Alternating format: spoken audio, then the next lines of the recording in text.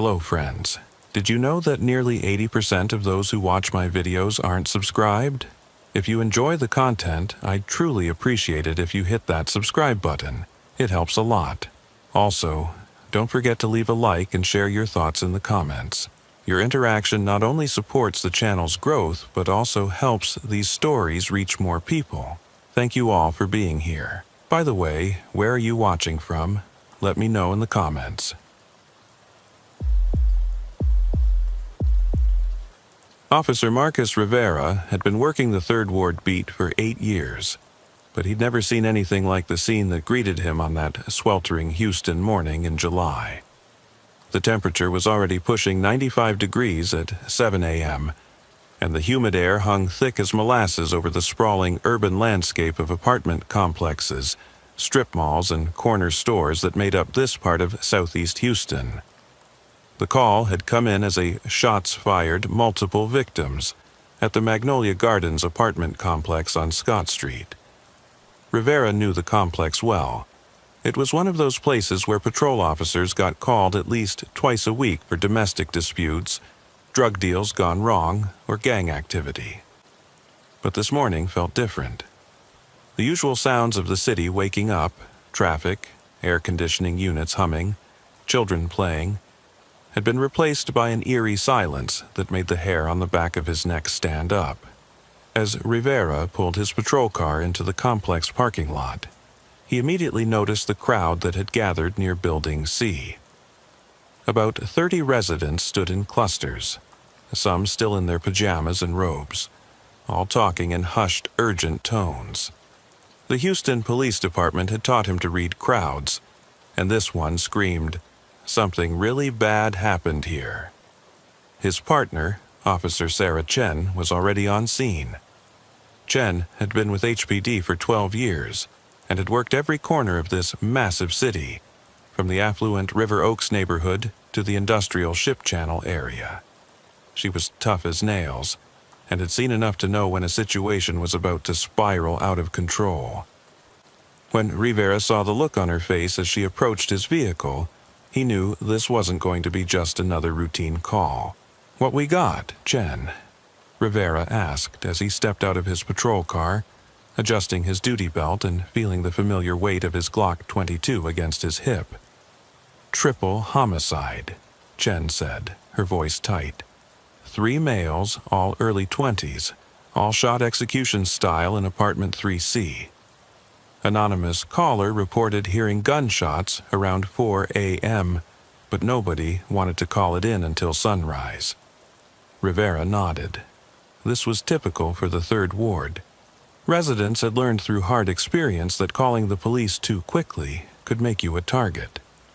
Better to wait until morning when there were witnesses around and the shooters were long gone. "Gang-related?" Rivera asked, though he already suspected the answer. "That's what it's looking like," Chen replied. "All 3 victims are known associates of the Scrooston soldiers. Word on the street is that the Mara Salvatrucha has been moving into their territory, trying to take over their drug corners along Martin Luther King and Wheeler. The Scrooston soldiers were one of Houston's most violent street gangs, primarily operating in the 3rd Ward and parts of the 5th Ward. They got their name from the Houston hip-hop scene's connection to screw music, the slowed-down, psychedelic rap style that DJ Screw had pioneered in the 1990s. But there was nothing musical about their business model, which revolved around cocaine and crack distribution, armed robbery, and territorial enforcement through extreme violence. MS-13, or Mara Salvatrucha, was a different beast entirely. Originally formed by Salvadoran immigrants in Los Angeles in the 1980s, the gang had spread across the United States like a cancer. Their reputation for brutality was legendary. They were known for using machetes, torturing their victims and leaving bodies in pieces as warnings to rivals. If MS-13 was making a move into Scrooston soldiers' territory, Houston was about to see a level of violence that would make the evening news for weeks. "Any witnesses?" Rivera asked as they walked toward the apartment building. The red brick structure was typical of 1970s low-income housing. 3 stories, exterior stairwells, and parking spaces that were too small for modern cars. Graffiti covered most of the first-floor walls, with competing gang tags creating a patchwork of territorial claims that changed monthly depending on who controlled the block. Mrs. Rodriguez in 3A heard the shots but didn't see anything, Chen said. She's willing to talk, but she's scared out of her mind. Says she heard 4 or 5 different voices arguing in Spanish and English before the shooting started. As they climbed the exterior stairwell to the 3rd floor, Rivera noticed something that made his stomach clench. Fresh graffiti on the wall next to apartment 3C, the distinctive 3 tag that marked MS-13 territory. But it had been spray-painted over the Scrooston Soldiers double S tag, which meant this wasn't just a random killing. This was a declaration of war. The apartment door was slightly ajar, with HPD crime scene tape already blocking the entrance. Through the gap, Rivera could see the legs of one victim extending into the hallway. The smell hit him before he could see the full scene. The metallic scent of blood mixed with the funk of a Houston summer morning with no air conditioning. "Crime scene unit on the way?" Rivera asked. "Should be here in 20 minutes, Chen replied. "But we need to secure the scene and start canvassing for witnesses before people start disappearing." This was the reality of police work in areas like the 3rd Ward. Witnesses had a tendency to develop sudden amnesia or leave town when gang violence erupted. The informal rule in neighborhoods like this was simple. You didn't see anything. You didn't hear anything. And you definitely didn't talk to police. Breaking that rule could get you killed, and everyone knew it. Rivera was about to suggest they start with Mrs. Rodriguez when his radio crackled to life. "Unit 4-7, this is dispatch. We have reports of shots fired at the intersection of Wheeler and Blodgett. Multiple callers reporting automatic weapon fire. All available units respond." Rivera and Chen looked at each other. Wheeler and Blodgett was less than half a mile away, right in the heart of Scrooston Soldiers territory. If this was retaliation for the apartment murders, things were about to get very ugly very fast. "This is Unit 47, Rivera responded into his radio. "En route to Wheeler and Blodgett. ETA 3 minutes. As they ran back to their patrol cars, Rivera caught sight of something that made his blood run cold. On the opposite side of the parking lot, partially hidden behind a dumpster, a young Hispanic male was filming them with his cell phone. The kid couldn't have been more than 16, but Rivera recognized the look in his eyes. The cold, calculating stare of someone who had already seen too much violence for his age. More importantly, the kid was wearing a white t-shirt with a subtle blue bandana hanging from his back pocket, colors associated with MS-13. He wasn't just filming the crime scene, he was documenting the police response. Which meant someone higher up in the gang hierarchy wanted to know exactly how HPD was handling the investigation. As Rivera started his patrol car and hit the sirens, he realized this wasn't just about 3 dead gang members in an apartment. This was the opening move in a territorial war that was going to turn the 3rd Ward into a killing field. And he and Chen were about to be right in the middle of it. The scene at Wheeler and Blodgett looked like something out of a war zone. Rivera counted at least 40 bullet holes in the front wall of the corner stop convenience store, with spiderweb cracks radiating out from each impact point. The store's front windows had been completely shot out, and broken glass glittered on the hot asphalt like deadly confetti. 3 cars in the parking lot had been riddled with bullets: a blue Honda Civic with its rear window blown out, a red Chevy Impala with the driver's side door punctured by at least a dozen rounds, and a white Ford F-150 pickup truck that looked like it had been used for target practice.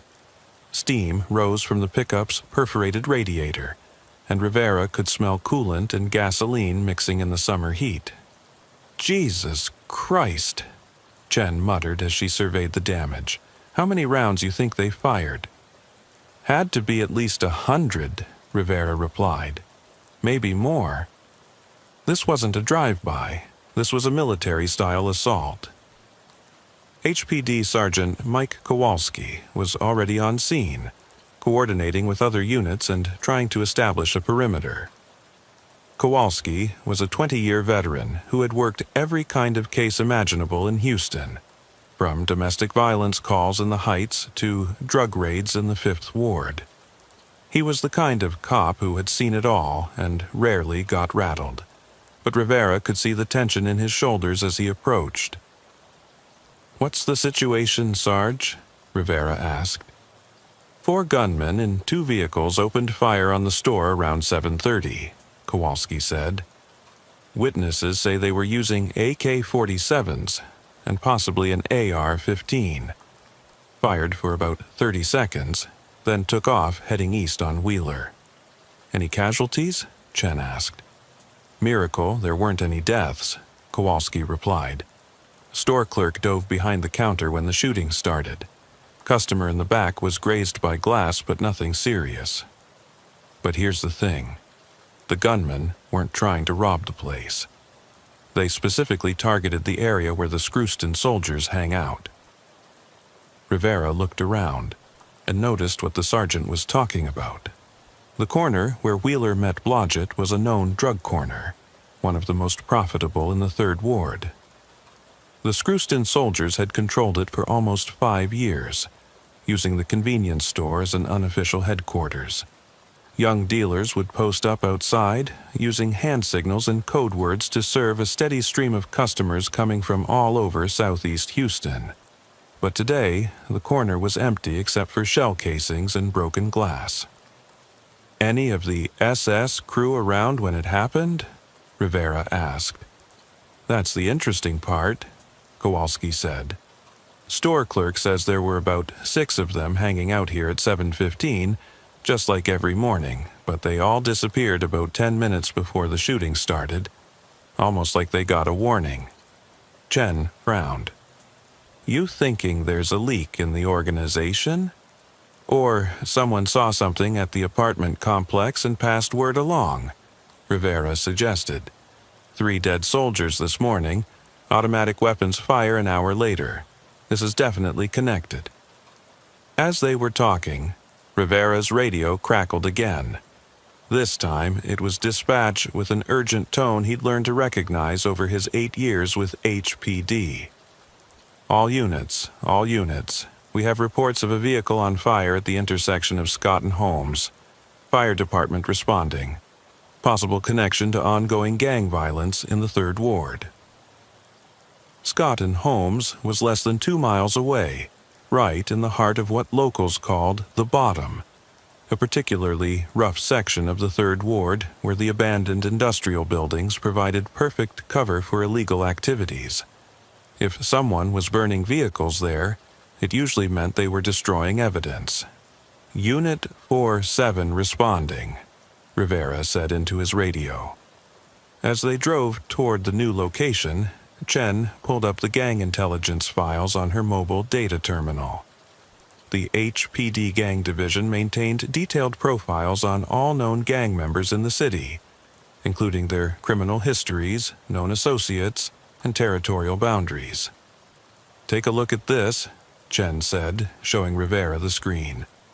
MS-13 has been trying to expand their territory for the past 6 months. Intelligence says they've been recruiting heavily in the Gulfton area and along the Southwest Freeway. Rivera glanced at the data while navigating through traffic. MS-13's expansion pattern showed a clear strategy. They were targeting drug corners with high profit margins and relatively weak defenses. The Third Ward represented a massive opportunity because the Scrooston soldiers, despite their reputation for violence, were actually a relatively small organization compared to gangs in other major cities. "How many active SS members are we talking about?" Rivera asked. Maybe 40 to 50 hardcore members, Chen replied. But they control some of the most valuable real estate in terms of drug sales. We're talking about corners that generate tens of thousands of dollars a day. As they turned onto Scott Street, Rivera could see the black smoke rising from several blocks away. When they arrived at the intersection of Scott and Holmes, they found the twisted, charred remains of what had once been a dark blue Chevy Tahoe. The vehicle was completely engulfed in flames, with Houston Fire Department crews working to extinguish the blaze. But it was what Rivera saw in the vacant lot next to the burning vehicle that made his stomach drop. Spray-painted in large red letters across the side of an abandoned warehouse was a message that chilled him to the bone. SS Dead. MS-13. Territory now. Run or die. The message was fresh. The paint was still wet in some places, which meant the people who wrote it were probably still in the area, watching to see how the police would respond. Rivera started scanning the surrounding buildings, looking for any sign of movement. The abandoned warehouse had dozens of broken windows that could conceal shooters. The vacant lots were overgrown with weeds and filled with debris that could hide weapons caches or drug stashes. Even the seemingly empty houses could be occupied by gang members or their associates. "This is getting out of hand fast," Chen said, echoing Rivera's thoughts. Fire Captain Rodriguez approached them as his crew continued working on the vehicle fire. "Vehicles stolen," he said. "Plates came back as taken from a parking lot in Montrose last night. But here's the weird part. There's an accelerant pattern that suggests this wasn't just vandalism. Someone wanted to make sure this thing burned completely." "Any idea what they were trying to destroy?" Rivera asked. "Could be weapons, drugs, documents," Rodriguez replied. "Or maybe just sending a message. Sometimes the act of burning something is more important than what's actually being destroyed." As if to emphasize the captain's point, Rivera's radio came to life again. This time, it was Officer Janet Williams from the East Side Patrol Division. "Unit 6-2 to dispatch. We have a body dumped at the intersection of Emancipation and Dowling. Hispanic male, approximately 20 years old, multiple gunshot wounds, appears to be gang-related." Rivera felt his jaw clench. Emancipation and Dowling was on the eastern edge of the 3rd Ward territory, right at the boundary where Scrooston Soldiers' turf met the area, controlled by a smaller gang called the Dirty South Soldiers. If bodies were being dumped at territorial boundaries, it meant the violence was spreading beyond just MS-13 and the Scrooston Soldiers. "Chen, we need to get over there," Rivera said. "Hold up," Chen replied, pointing toward the abandoned warehouse. "Look at the roof line." Rivera followed her gaze and saw what she was pointing at. 3 figures were silhouetted against the morning sky, standing on the edge of the warehouse roof. They were too far away to make out details, but their posture suggested they were watching the police response below. "You thinking spotters?" Rivera asked. "Has to be," Chen said. "They want to see how many units we send, how long we stay, what kind of resources we're putting into this." This was a common gang tactic, using lookouts to gather intelligence on police operations. The information would be passed up the chain of command and used to plan future attacks or avoid law enforcement. But the boldness of positioning spotters in broad daylight, less than 100 yards from an active crime scene, suggested a level of organization and confidence that worried Rivera. As they watched, one of the figures on the roof raised what appeared to be a cell phone, clearly filming or photographing the scene below. Then, as suddenly as they had appeared, all 3 figures disappeared from view. "We need backup," Rivera said, reaching for his radio. "If they're this organized, this brazen, we're dealing with something bigger than a simple territorial dispute." But before he could make the call, his radio erupted with chatter from multiple units across the city. "Unit 3-4. Shots fired at the Fiesta Mart on navigation. Unit 57, armed robbery in progress at the pawn shop on Harrisburg.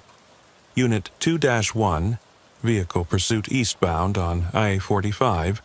Suspect vehicle described as a black sedan with multiple occupants. Rivera and Chen looked at each other with growing alarm. This wasn't random crime. This was coordinated chaos. Someone was orchestrating multiple incidents across the Third Ward and surrounding areas, stretching HPD resources thin and creating maximum confusion. "They're trying to overwhelm our response," Chen said. "Or create diversions while they move weapons, drugs, or people," Rivera added. As they stood in the growing heat beside the burning vehicle, watching the black smoke rise into the Houston sky, Rivera realized they were witnessing something that would fundamentally change policing in the Third Ward. This wasn't just about gang territory anymore. This was about control of one of the most lucrative drug markets in Texas, and MS-13 was bringing a level of sophistication and ruthlessness that the local gangs weren't prepared for. And caught in the middle were patrol officers like him and Chen, trying to maintain order in a neighborhood that was rapidly descending into a war zone. By noon, the temperature had climbed to 102 degrees, and the asphalt on Scott Street was soft enough to take footprints. Rivera and Chen had been working non-stop for 5 hours, responding to call after call in what was clearly a coordinated campaign of violence and intimidation. The body count was rising. In addition to the 3 execution-style murders at the Magnolia Gardens apartment complex, they now had 2 more shooting victims. A Screwston Soldiers Associate found dead behind a Valero gas station on Colon Boulevard, and a young woman with gang connections discovered in the parking lot of a strip club on the South Loop. But it was the pattern of the violence that bothered Rivera most. Each incident was precisely targeted, surgically executed, and designed to send a specific message. This wasn't random gang violence. This was military-style psychological warfare. "Control, this is Unit 47, Rivera said into his radio, requesting permission to make contact with gang division. "Unit 47, stand by," came the response from dispatch. While they waited for authorization, Chen was studying the locations of all the morning's incidents on her mobile data terminal. She had plotted each crime scene on a digital map of the Third Ward, and the pattern that emerged was revealing. "Look at this," she said, showing Rivera the screen. Every single incident this morning happened within a 6-block radius. They're not trying to take over the whole Third Ward. They're going after specific high-value targets. Rivera studied the map. Chen was right. The incidents formed a rough circle around some of the most profitable drug corners in southeast Houston. The Magnolia Gardens apartment complex sat at the center of a network of street-level dealers who supplied crack and powder cocaine to customers coming from the suburbs. The Wheeler and Blodgett intersection was a major distribution point that generated an estimated $50,000 a week in revenue. "They're going after the money," Rivera said.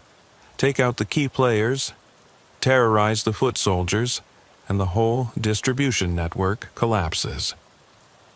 Unit 47, you're cleared to coordinate with Gang Division. Dispatch crackled over the radio.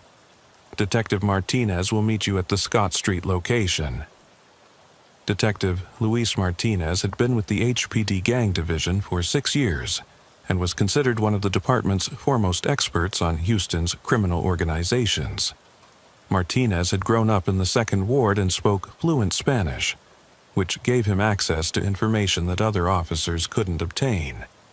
More importantly, he had cultivated a network of informants who kept him updated on the constantly shifting alliances and conflicts between the city's gangs. When Martinez arrived at the scene 15 minutes later, Rivera could see the concern in his eyes. Martinez was usually cool and collected, but today he looked like a man who had seen something that genuinely worried him. "This is bigger than what you're seeing on the street," Martinez said without preamble. "We've been tracking MS-13 expansion for months, but this level of coordination suggests they've got backing from someone with serious resources." "What kind of resources?" Chen asked. "Money, weapons, intelligence," Martinez replied. "The kind of support that usually comes from cartel connections." The mention of cartel involvement sent a chill down Rivera's spine. Houston's proximity to Mexico made it a natural transit point for drugs moving from South America to markets across the United States. But cartel operations in Texas tended to focus on trafficking and distribution at the wholesale level, not street-level gang warfare. "You thinking the Zetas? Gulf Cartel?" Rivera asked. "Could be either," Martinez said. "Or it could be MS-13 has made a deal with multiple organizations. What I'm hearing from my sources is that someone promised MS-13 unlimited ammunition and protection from law enforcement if they could take control of the Third Ward drug trade." The implications of this were staggering. If MS-13 had cartel backing, they would have access to military-grade weapons, sophisticated communication equipment, and potentially corrupt officials who could tip them off to police operations. The Screwston soldiers, despite their reputation for violence, were essentially a street gang with limited resources and organization. They would be completely outmatched. "How reliable are your sources?" Chen asked. "Reliable enough that I've already briefed the chief," Martinez replied, "and reliable enough that we're requesting federal assistance." "FBI?" Rivera asked. "DEA, ATF, maybe even ICE," Martinez said. "If we're dealing with international cartel connections, this is way beyond what HPD can handle alone." As they were talking, Rivera noticed a commotion developing across the street. A group of about 20 residents had gathered in the parking lot of a liquor store, and their body language suggested growing agitation. Some were pointing toward the burned-out vehicle, others were gesturing angrily at the police cars.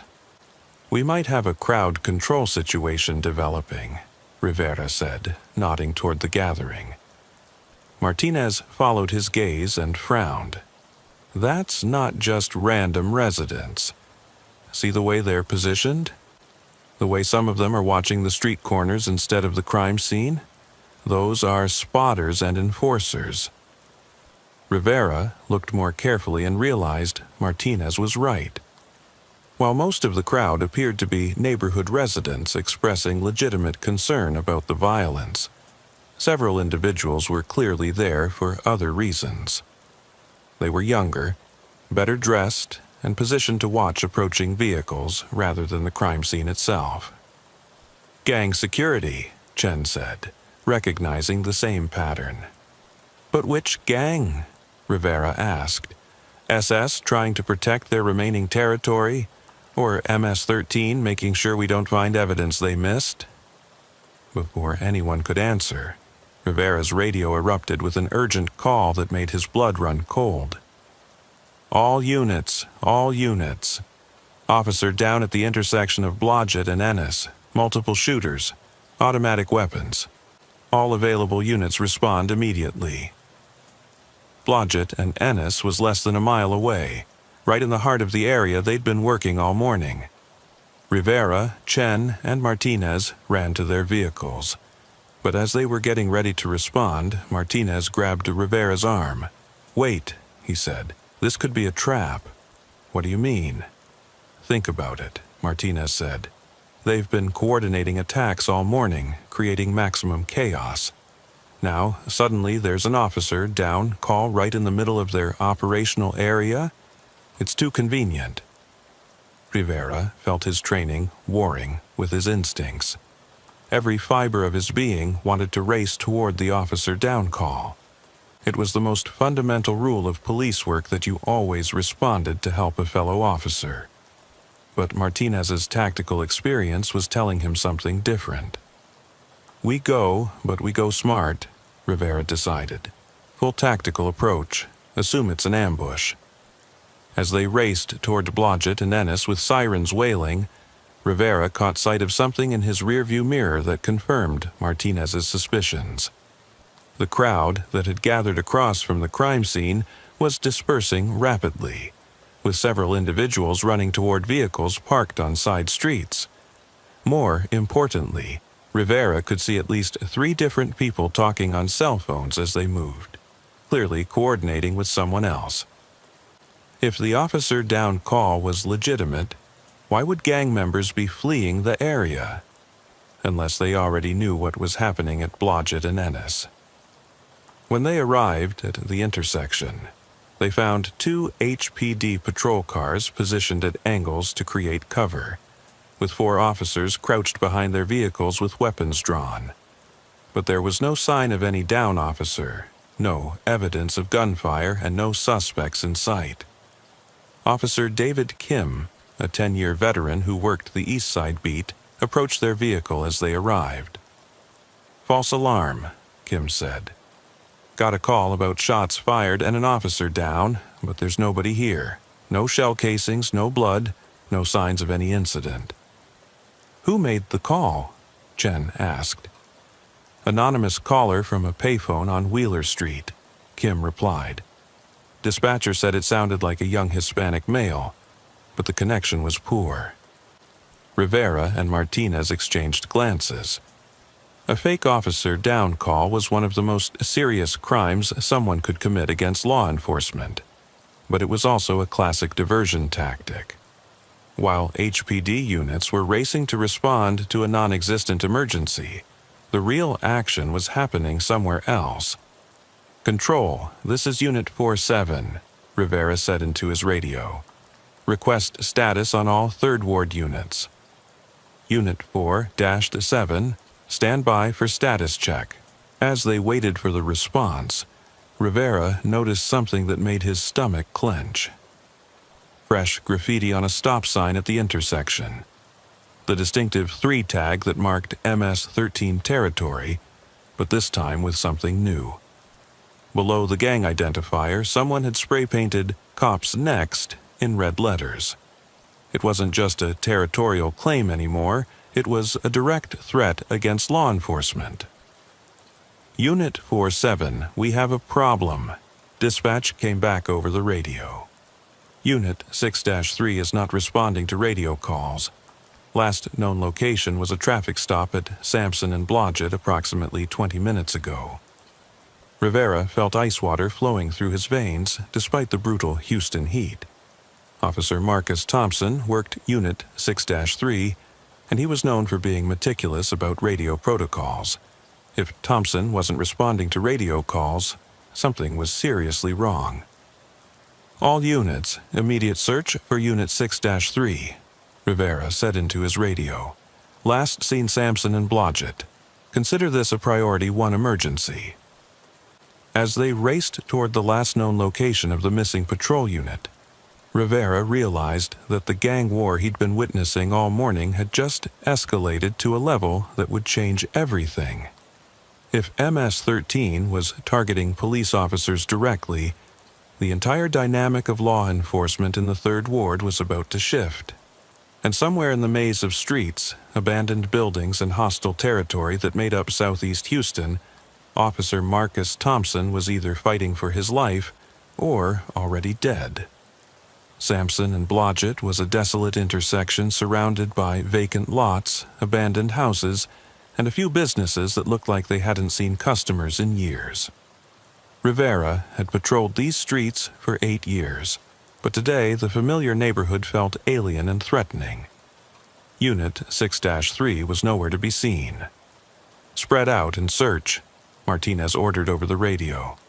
"Look for any sign of Thompson's patrol car, any evidence of a struggle, anything unusual." Rivera began methodically checking every driveway, alley, and parking lot within a 4-block radius of the intersection. The summer heat was becoming oppressive, with the concrete and asphalt radiating waves of heat that made the air shimmer like water. Sweat was pouring down his back beneath his Kevlar vest, but adrenaline kept him focused. Chen was checking the abandoned houses on the north side of Blodgett when her radio crackled. "I've got something," she said. "Fresh tire tracks in the dirt behind the old gas station on Sampson. Looks like a vehicle was here recently and left in a hurry." Rivera and Martinez converged on Chen's location. The abandoned Texaco station had been closed for at least 5 years, its windows boarded up and walls covered in graffiti.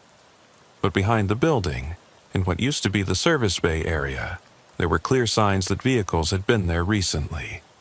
Multiple tire tracks, Martinez observed, crouching down to examine the marks in the dirt. At least 3 different vehicles, maybe 4. And look at this. He pointed to a dark stain in the dirt that looked suspiciously like motor oil. But when Rivera knelt down for a closer look, he realized it wasn't oil at all. It was blood. "Fresh blood," Chen said, confirming Rivera's suspicion. "Maybe an hour old at most." Rivera's radio erupted with a call that made his heart race. "Unit 4-7. This is Unit 8-2. We found Thompson's patrol car. Abandoned parking lot behind the church's chicken on Wheeler Street. Vehicle appears to be intact, but Thompson is not on scene. Wheeler Street was 6 blocks away from Sampson and Blodgett, too far for Thompson to have walked, especially if he was injured, which meant either he had been taken somewhere against his will, or he had abandoned his patrol car and was hiding. En route to Wheeler Street location, Rivera responded.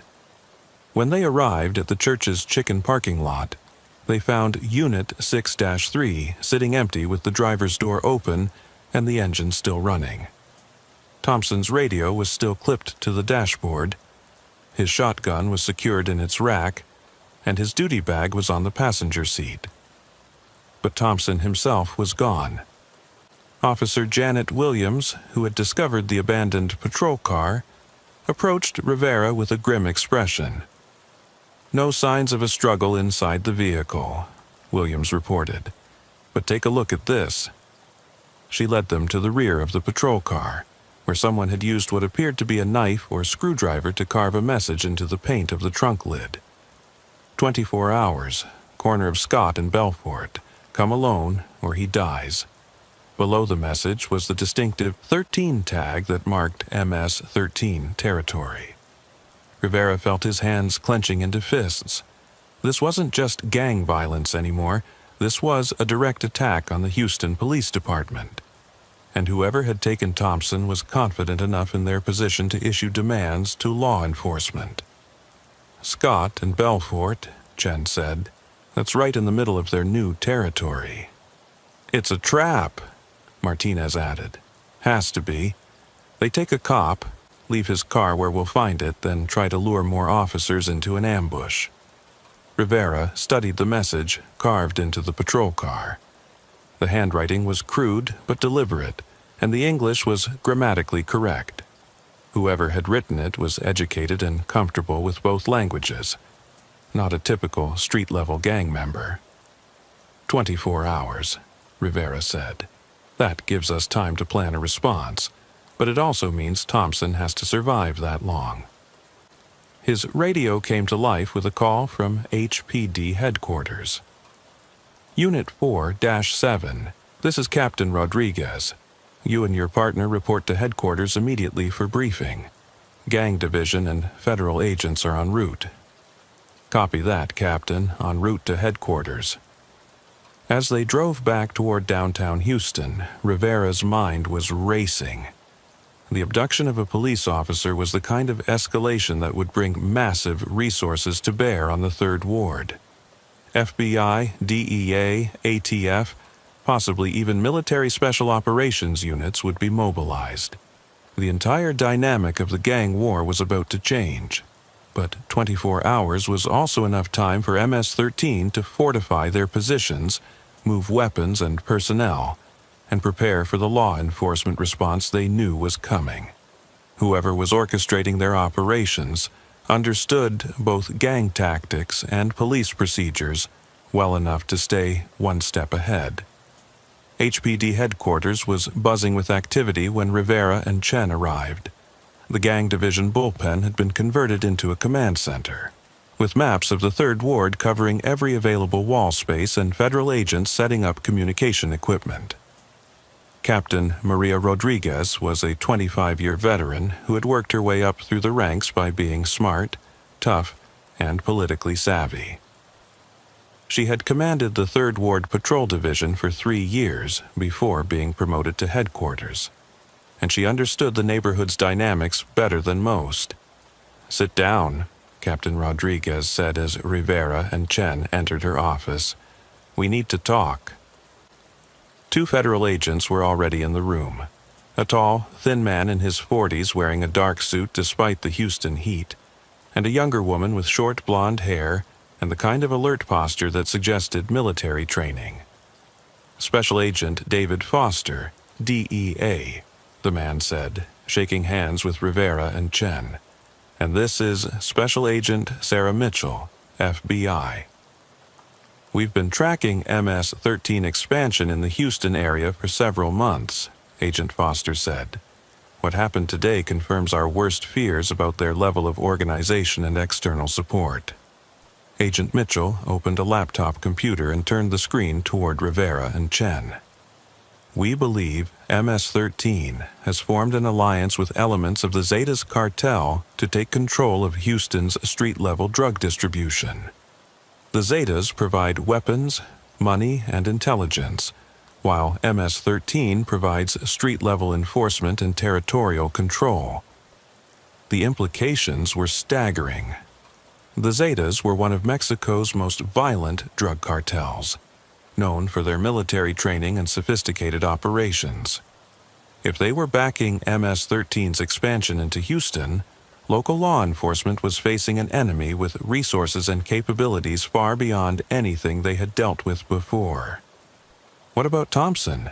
Rivera asked. "Thompson is the key to everything," Captain Rodriguez said.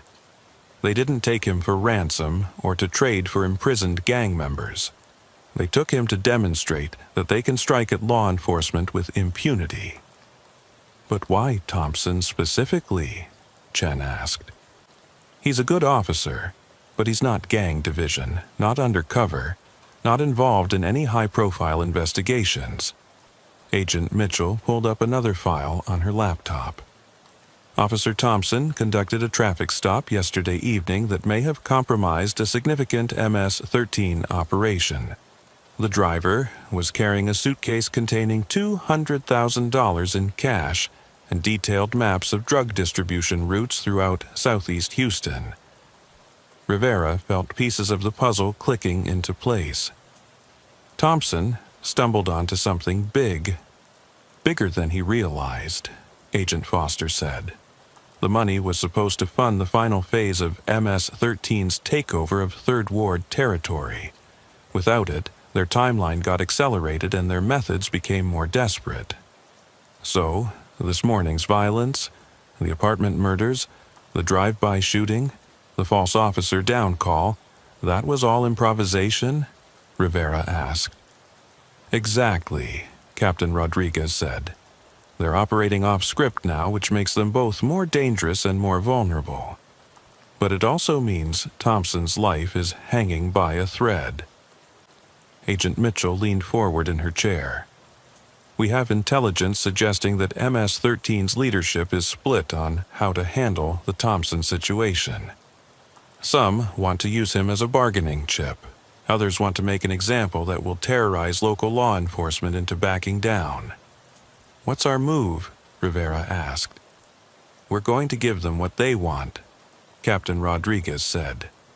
"Tomorrow at Scott and Belfort, someone is going to show up alone, just like they demanded." Rivera felt his stomach drop. "Captain, that's suicide. Scott and Belfort is surrounded by abandoned buildings where they could position snipers. There's no way to secure that location." "You're right," Agent Foster said. "Which is why the person going to that meeting isn't going to be a real police officer." The room fell silent as the implication sank in. Rivera realized they were talking about using an undercover federal agent to impersonate a Houston police officer in what would almost certainly be a trap. Agent Foster continued, "The DEA has an operative who's been working cartel cases in South Texas for 3 years. He speaks fluent Spanish, knows gang protocols, and has experience dealing with situations like this." "What about Thompson?" Chen asked. "How do we know he'll still be alive when this agent shows up?" "We don't," Agent Mitchell said bluntly. "But we have to assume MS-13 wants something more than just killing a police officer. If they wanted Thompson dead, they would have killed him at the traffic stop yesterday." Captain Rodriguez stood up and walked to the map of the 3rd Ward that covered one wall of her office. "Here's what we know about their operational structure," she said, pointing to various locations marked with colored pins. MS-13 has established 3 safe houses in the area, one on Blodgett Street, one near the University of Houston campus, and one in the industrial area near the ship channel. "Any of those locations where they might be holding Thompson?" Rivera asked. "Most likely the industrial location," Agent Foster said. "It's isolated, surrounded by warehouses and chemical plants, and has multiple escape routes. Plus, the background noise from industrial equipment would mask any sounds Thompson might make." Rivera studied the map and realized the industrial area Agent Foster was describing was a maze of refineries, storage tanks, and shipping facilities that stretched for miles along the Houston Ship Channel. If Thompson was being held somewhere in that area, finding him would be like looking for a needle in a haystack. "What's our role in all this?" Chen asked. "You two know the 3rd Ward better than anyone," Captain Rodriguez said. "You'll be part of the surveillance team monitoring the Scott and Belfort meeting. But more importantly, you'll be leading the search for Thompson, while MS-13's attention is focused on the meeting." Agent Mitchell pulled up aerial photographs of the industrial area on her laptop. "Satellite imagery from this morning shows increased vehicle activity at 3 specific locations," she said, pointing to different sections of the photographs. "Here, here, and here. One of these is probably where they're holding Officer Thompson." Rivera examined the satellite images and recognized the locations. The first was a chemical storage facility that had been abandoned for several years after an environmental cleanup. The second was an active shipping terminal where containers from all over the world were loaded and unloaded around the clock. The third was a cluster of warehouses that had been converted into artists' studios and small businesses. "The chemical plant," Rivera said. "That's where I'd hold someone if I wanted to make sure nobody could hear them scream." "Agreed," Agent Foster said. "But we can't move on any of these locations until after the meeting tomorrow. If MS-13 realizes we're not taking their demand seriously, Thompson dies." Captain Rodriguez looked at her watch. "It's 2 p.m. now. The meeting is set for 2 p.m. tomorrow, which gives us exactly 24 hours to plan this operation. Agent Foster's undercover operative arrives tonight, and we'll spend the morning briefing him on Houston protocols and 3rd Ward geography." "What about backup?" Rivera asked. "Even if this undercover agent can fool MS-13 initially, they're going to figure out something's wrong pretty quickly. We'll have sniper teams positioned on the surrounding buildings," Agent Mitchell said. "SWAT units staged 2 blocks away, and air support on standby. The moment Thompson is secure, we move in with overwhelming force." Rivera nodded, but he was still troubled by the plan's complexity. Too many things could go wrong, and Thompson's life depended on perfect execution by people who had never worked together before. His radio crackled with an urgent call that made everyone in the room tense up. All units. We have reports of an explosion at the Valero refinery on the ship channel. Fire department and hazmat teams responding. Possible terrorist activity."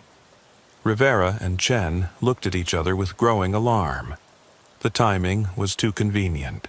Just as law enforcement was mobilizing to respond to Thompson's kidnapping, MS-13 was creating another major incident that would stretch resources even thinner. "They're not done," Rivera said. "This morning was just the opening act."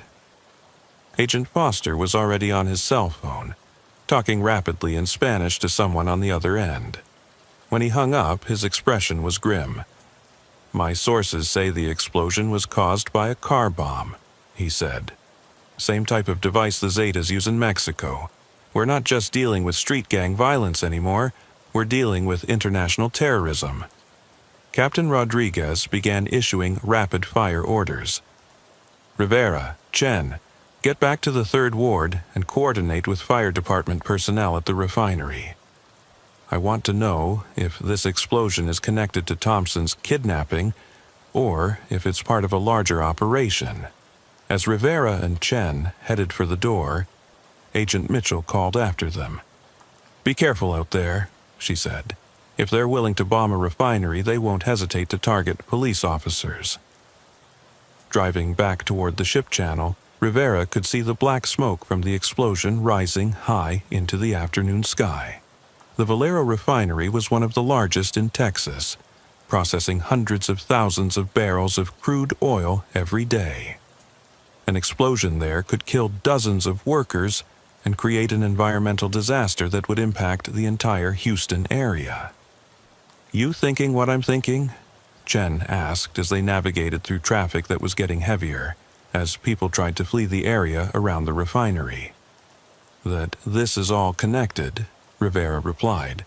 "Thompson's kidnapping, the morning violence, now the refinery explosion.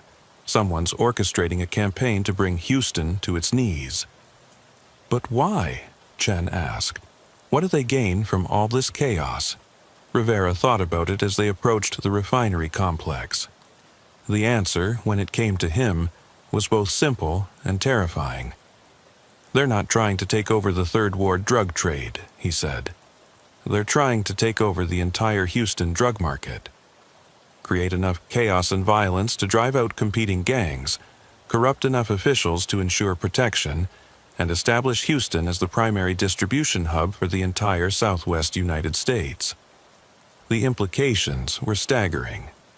Houston was already one of the most important ports in North America, with cargo ships arriving daily from Central and South America.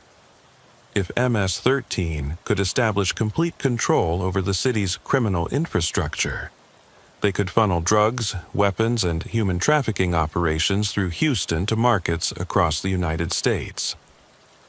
As they arrived at the refinery, Rivera realized that Officer Thompson's kidnapping wasn't just about one police officer. It was about sending a message to every law enforcement agency in Texas. MS-13 was no longer just a street gang. They were an army, and they were declaring war on anyone who stood in their way. The question was whether Houston police, even with federal assistance, had the resources and expertise to fight back against an enemy this sophisticated and ruthless. Looking at the massive cloud of toxic smoke rising from the refinery explosion, Rivera wasn't sure they did. The Valero refinery complex sprawled across nearly 1,000 acres along the Houston Ship Channel. A maze of distillation towers, storage tanks, and processing units that never slept. Rivera had driven past it countless times during his 8 years with HPD, but he had never been inside the facility during an emergency. The scene that greeted them was like something from a disaster movie. 3 separate fires were burning in different sections of the refinery, sending columns of black smoke into the afternoon sky. Houston Fire Department crews were working frantically to contain the blazes while refinery workers evacuated in a steady stream of vehicles heading away from the complex. Fire Chief Angela Martinez was coordinating the response from a command post set up in the refinery's main parking lot. Rivera knew Chief Martinez by reputation. She was a 30-year veteran who had responded to every major industrial accident in Houston since the early 1990s. If anyone could handle a situation like this, it was her. Chief Martinez, Rivera said as he and Chen approached the command post. HPD Gang Division asked us to coordinate with you on this incident. We have reason to believe this explosion may be connected to ongoing gang violence in the 3rd Ward. Chief Martinez looked up from the radio equipment she was monitoring. Gang violence? She said. Officer, this wasn't gang violence. This was a sophisticated bombing using military-grade explosives. Rivera felt his blood run cold. Military-grade? C4 or something similar, Chief Martinez said. Detonated simultaneously at 3 different locations within the refinery complex. The precision required to pull this off suggests someone with extensive knowledge of refinery operations and explosives handling. Chen was studying the tactical maps spread across the command post table. Chief, were any refinery workers injured in the explosions? That's the strange part, Chief Martinez replied. All 3 explosions occurred in sections of the refinery that were scheduled for maintenance today. Those areas had been evacuated of personnel since 6 a.m. this morning. Rivera and Chen exchanged glances. The timing was too perfect to be coincidental. Someone had inside information about refinery operations and had planned the bombing to minimize casualties while maximizing psychological impact. Any security camera footage of the explosions? Rivera asked. Refinery security is pulling all footage from the past 24 hours, Chief Martinez said. But initial reports suggest the explosive devices were planted sometime overnight, when security coverage is minimal. Rivera's radio crackled with a call from dispatch that made his stomach clench. Unit 4-7, this is Control. We need you to respond to a disturbance at Herman Park. Multiple callers reporting gunshots near the zoo entrance. Herman Park was on the other side of Houston from the refinery, at least a 40-minute drive in normal traffic. Rivera realized this was another diversion tactic, designed to pull police resources away from the refinery and the 3rd Ward. Control, this is Unit 47. We're currently assisting fire department operations at the refinery explosion. Can you assign another unit to Herman Park? Negative, Unit 4-7. All available units are responding to incidents across the city. You're the closest unit to Herman Park. Rivera felt frustration building. MS-13 was orchestrating multiple incidents simultaneously, stretching HPD resources so thin that individual officers couldn't focus on any single investigation. It was a classic insurgency tactic. Create chaos across a wide area to prevent effective law enforcement response. Chief Martinez, Rivera said, we need to respond to another incident, but I want to leave you with some information. We believe the group responsible for this bombing has also kidnapped one of our officers. If you find any evidence linking this explosion to MS-13 or cartel activity, please contact Gang Division immediately. Will do, Chief Martinez said. And Officer Rivera, be careful out there. If these people are willing to bomb a refinery, they won't hesitate to target police. As Rivera and Chen drove toward Herman Park, Rivera's mind was racing. The sophistication of the refinery bombing suggested MS-13 had access to resources far beyond what a typical street gang could acquire. Military-grade explosives, inside information about refinery operations, and the ability to coordinate simultaneous attacks across Houston all pointed to cartel backing. But which cartel? The Zetas were known for their military training and sophisticated operations, but they typically focused on border regions and major trafficking routes. The Gulf Cartel had historically controlled drug smuggling through the Houston port, but they usually avoided high-profile attacks that would attract federal attention. You thinking what I'm thinking? Chen asked as they navigated through traffic that was getting heavier as the afternoon rush hour approached. That we're in over our heads? Rivera replied. That we're dealing with something bigger than gang warfare, Chen said. This feels like terrorism. Rivera had been thinking the same thing, but hearing Chen say it out loud made it more real. If MS-13 was using terrorist tactics, bombing critical infrastructure, kidnapping law enforcement officers, creating mass casualty incidents, then the entire approach to dealing with them would need to change. When they arrived at Herman Park, they found a scene that was both familiar and surreal. The park was crowded with families enjoying the afternoon, children playing on playground equipment, and couples walking along the trails.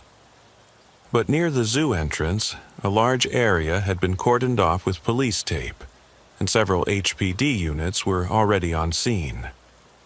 Officer Mike Rodriguez, a veteran of the Southeast Patrol Division, approached their vehicle as they arrived. "False alarm," Rodriguez said.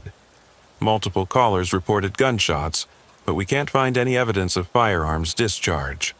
No shell casings, no damage to property, no injured parties." "Any witnesses?" Rivera asked. "That's the weird part," Rodriguez said. "Everyone heard the gunshots, but nobody actually saw any shooters, and the sounds seem to have come from different directions simultaneously." Rivera felt a chill despite the brutal Houston heat. This was the same pattern they'd seen all day. Incidents that seemed real enough to trigger a law enforcement response, but turned out to be diversions designed to waste time and resources. "You thinking firecrackers? Cherry bombs?" Chen asked. "Maybe," Rodriguez said. "Or someone using electronic devices to simulate gunfire. The sounds were too uniform, too synchronized to be real gunshots." As they were talking, Rivera's radio erupted with another urgent call. All units. Officer Thompson has been located. Repeat, Officer Thompson has been located alive at the intersection of Scott and Belfort. Medical assistance requested immediately." Rivera felt a surge of relief mixed with confusion. The meeting at Scott and Belfort wasn't supposed to happen until tomorrow afternoon. Why would MS-13 release Thompson early? "Unit 47, responding to Scott and Belfort," Rivera said into his radio. As they raced back across Houston toward the 3rd Ward, Rivera's mind was working through the possibilities. Either MS-13 had changed their plans for some reason, or this was another trap designed to lure law enforcement officers into an ambush. When they arrived at Scott and Belfort, they found Officer Thompson sitting on the curb with paramedics checking his vital signs. Thompson appeared to be uninjured, but was clearly shaken by his ordeal. Several HPD units had already secured the area, and gang division detectives were beginning their preliminary interviews. "Thompson," Rivera called out as he approached. "You okay, man?" Thompson looked up with eyes that had seen too much. "They let me go," he said. "Just drove me here, pushed me out of the car and took off." "Did you see who was holding you?" Chen asked. 3 guys, maybe 4, Thompson said. All Hispanic, early 20s, spoke Spanish and English. But here's the thing. They treated me well. Gave me food, water, even let me use a bathroom, like they were waiting for orders about what to do with me. Detective Martinez from Gang Division approached with a grim expression.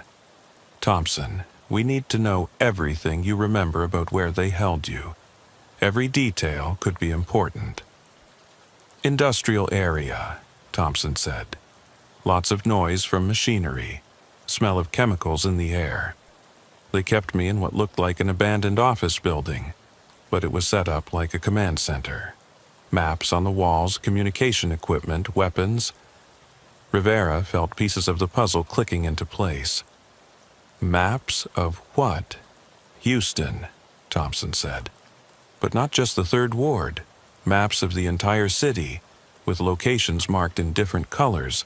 Red pins, blue pins, yellow pins, like they were planning operations all over Houston." The implications were staggering. If MS-13 was planning coordinated operations across the entire Houston metropolitan area, they were dealing with something far more ambitious than a simple territorial takeover. "Any idea why they let you go?" Detective Martinez asked. Thompson was quiet for a moment, thinking. "One of them got a phone call around noon," he said. "After that, everything changed. They started packing up equipment, destroying documents, like they got orders to shut down the operation." Rivera's radio crackled with a call that made everything clear. All units. We have reports of multiple explosions at chemical plants along the ship channel. Hazmat teams responding. This appears to be coordinated terrorist activity." As Rivera looked at the expanding cloud of smoke rising from the industrial area along the ship channel, he realized that Officer Thompson's kidnapping had never been about ransom or intimidation. It had been a diversion to keep law enforcement focused on the Third Ward, while MS-13 prepared for something much bigger. The refinery bombing hadn't been the main event. It had been a test run. And now, whatever MS-13 had really been planning was finally beginning. The Houston ship channel stretched for 50 miles from the Gulf of Mexico to the heart of Houston, lined with more than 200 chemical plants, refineries, and industrial facilities. It was one of the most important petrochemical corridors in the world, processing millions of barrels of crude oil and thousands of tons of chemicals every day. It was also, Rivera realized with growing horror, the perfect target for a terrorist attack. As they raced toward the ship channel, Rivera could see multiple columns of smoke rising from different locations along the industrial corridor. His radio was crackling with reports from units across the Houston area. Explosions at a chemical plant in Pasadena, fires at a storage facility in Deer Park, evacuations underway at a refinery in Texas City. "This is coordinated," Chen said, stating what Rivera was already thinking. "They're hitting multiple targets simultaneously to overwhelm emergency response." Rivera's cell phone rang. It was Captain Rodriguez calling from HPD headquarters. "Rivera, where are you?" Captain Rodriguez asked. "En route to the ship channel," Rivera replied. "We just recovered Officer Thompson, and he provided intelligence suggesting MS-13 has been planning operations across the entire Houston area. That confirms what we're seeing from here," Captain Rodriguez said. "We have incidents reported at 7 different industrial facilities, all within a 2-hour time frame. This isn't gang violence. This is domestic terrorism." "Any word from the federal agents?" Rivera asked. "FBI is declaring this a national security incident," Captain Rodriguez said. "They're mobilizing counterterrorism units from Dallas and San Antonio. But it's going to take hours for them to get here, and we need to respond now." Rivera could hear the stress in the captain's voice. HPD was a large department with over 5,000 officers, but they weren't equipped to handle multiple terrorist attacks simultaneously. This was the kind of scenario that required military-level resources and coordination. "What's our assignment?" Rivera asked. "Proceed to the Valero plant where the first explosion occurred," Captain Rodriguez said. "Federal agents believe that location may have been used as a staging area for the other attacks. Look for any evidence of how the explosives were planted and who might have had access." When Rivera and Chen arrived back at the Valero refinery, the scene had changed dramatically. Fire department crews had contained the initial blazes, but the facility was still partially evacuated and surrounded by emergency vehicles. More importantly, the parking lot had been converted into a federal command center, with FBI and ATF agents setting up sophisticated communication equipment. Agent Foster approached them as they arrived. "Officer Rivera, Agent Mitchell is coordinating the investigation from here. We need you to escort our bomb technicians into the refinery to examine the blast sites." "Any casualties?" Chen asked. "Miraculous. No deaths, only minor injuries, Agent Foster said. But that's because the bombers specifically targeted areas that were evacuated for maintenance. They had detailed knowledge of refinery operations. Rivera felt a chill. Inside information. Has to be, Agent Foster said. Someone with access to maintenance schedules, security protocols, and facility layouts.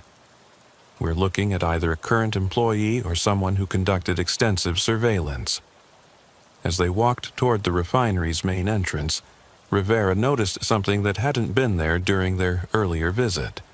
Fresh graffiti on the security gate, the distinctive Lee tag that marked MS-13 territory, but with something new added below it. Texas is ours now. Agent Mitchell, the FBI agent who had been in Captain Rodriguez's office earlier, was coordinating with ATF bomb technicians when Rivera and Chen approached. We found the detonation points, Agent Mitchell said. 3 separate locations, all chosen to maximize visual impact while minimizing casualties. This was about sending a message, not causing mass casualties. What kind of message? Rivera asked. That they can strike critical infrastructure at will, Agent Mitchell said. The psychological impact of bombing refineries and chemical plants is enormous, even if the actual damage is limited. A TF Special Agent, Carlos Mendez, was examining blast residue when Rivera's group reached the first explosion site. Mendez was a 15-year veteran who had investigated bombing incidents from Oklahoma City to the World Trade Center attacks. If anyone could determine who was responsible for this attack, it was him. Military-grade plastic explosives, Mendez said without looking up from his analysis. C4 or something very similar. Professionally installed with precision timing devices. This wasn't some amateur operation. How much expertise would someone need to pull this off? Chen asked. Military demolitions training, Mendez replied. Or extensive experience with cartel operations in Mexico. The techniques used here are consistent with what we've seen in cartel attacks on government facilities south of the border. Rivera's radio crackled with an update from dispatch that made his blood run cold. All units. We have reports of armed gunmen at Houston Intercontinental Airport. TSA and airport police requesting immediate assistance. This appears to be connected to the ongoing terrorist incidents. Bush Intercontinental Airport was one of the busiest airports in the United States, serving millions of passengers every year. If terrorists were targeting the airport, the potential for mass casualties was enormous. Agent Mitchell, Rivera said, we need to respond to the airport. Negative, Agent Mitchell said. Airport security is federal jurisdiction. Local law enforcement stays focused on the industrial targets. Rivera felt frustration building. MS-13 was clearly coordinating attacks across multiple targets to stretch law enforcement resources as thin as possible. While police and federal agents were focused on the refinery bombings, other teams were striking airports, chemical plants, and who knew what other targets. How many different locations are under attack? Rivera asked. Agent Mitchell consulted her tablet computer, which was displaying real-time updates from law enforcement agencies across the Houston area. Current count is 12 separate incidents, she said. Refineries, chemical plants, shipping terminals, and now the airport. This is impossible, Chen said. MS-13 doesn't have the manpower to coordinate 12 simultaneous attacks. You're right, Agent Foster said, appearing beside them, which is why we believe they're not working alone. Intelligence suggests this is a joint operation between MS-13, elements of the Zetas cartel, and possibly other criminal organizations. The implications were staggering. If multiple criminal organizations were coordinating to attack Houston's critical infrastructure, the city was facing the kind of threat that required a military response. not just law enforcement. Rivera's cell phone rang. It was Detective Martinez from Gang Division. "Rivera, where are you?" Martinez asked. "Valero Refinery with federal agents," Rivera replied. "I need you and Chen to meet me at the port," Martinez said. "We found something you need to see." The port of Houston was the second largest port in the United States, handling more than 200 million tons of cargo every year. It was also, Rivera realized, the perfect entry point for smuggling weapons, explosives, and personnel into the United States. "What did you find?" Rivera asked. "A shipping container that arrived from Guatemala 3 days ago," Martinez said. "Contents listed as agricultural equipment, but port security found military weapons, explosives, and communication equipment." Rivera felt the pieces of the puzzle finally coming together. MS-13 hadn't just been planning to take over the Third Ward drug trade. They had been planning to turn Houston into a base of operations for criminal activities across the entire southwest United States. "How much equipment are we talking about?" Rivera asked. "Enough to outfit a small army," Martinez said. AK-47s, RPGs, plastic explosives, sophisticated radio equipment. This wasn't imported for street gang violence. This was imported for warfare. As Rivera and Chen left the refinery and headed toward the port, Rivera realized that everything they had witnessed over the past 12 hours had been leading to this moment. The apartment murders, the drive-by shooting, Officer Thompson's kidnapping, the refinery bombing, all of it had been preparation for a coordinated assault on Houston's critical infrastructure. But what was the end game? What did MS-13 hope to accomplish by attacking refineries, chemical plants, and airports? Were they trying to take control of the city's criminal enterprises, or were they working for someone else with even more ambitious goals? Looking at the smoke rising from industrial facilities across the Houston Ship Channel, Rivera realized that the gang war he had started investigating that morning had evolved into something much more dangerous. A terrorist attack on one of America's most important cities. And he was beginning to suspect that the worst was yet to come. The port of Houston sprawled across 25 miles of the ship channel, a maze of container yards, shipping terminals, and cargo facilities that never stopped moving. Rivera had driven past the port countless times, but had never been inside the secure areas where international cargo was processed and inspected. Detective Martinez was waiting for them at the main security gate, along with 2 customs and border protection agents and a port security supervisor. The tension in the group was palpable. Everyone understood that whatever they had found in that shipping container had national security implications. Container arrived 3 days ago on the MV Esperanza from Puerto Quetzal, Guatemala, Martinez said as they walked through the security checkpoint. Manifest listed the contents as agricultural machinery destined for a farming cooperative in East Texas. "But the farming cooperative doesn't exist," added CBP agent Sandra Vasquez, a 20-year veteran who specialized in cargo inspection.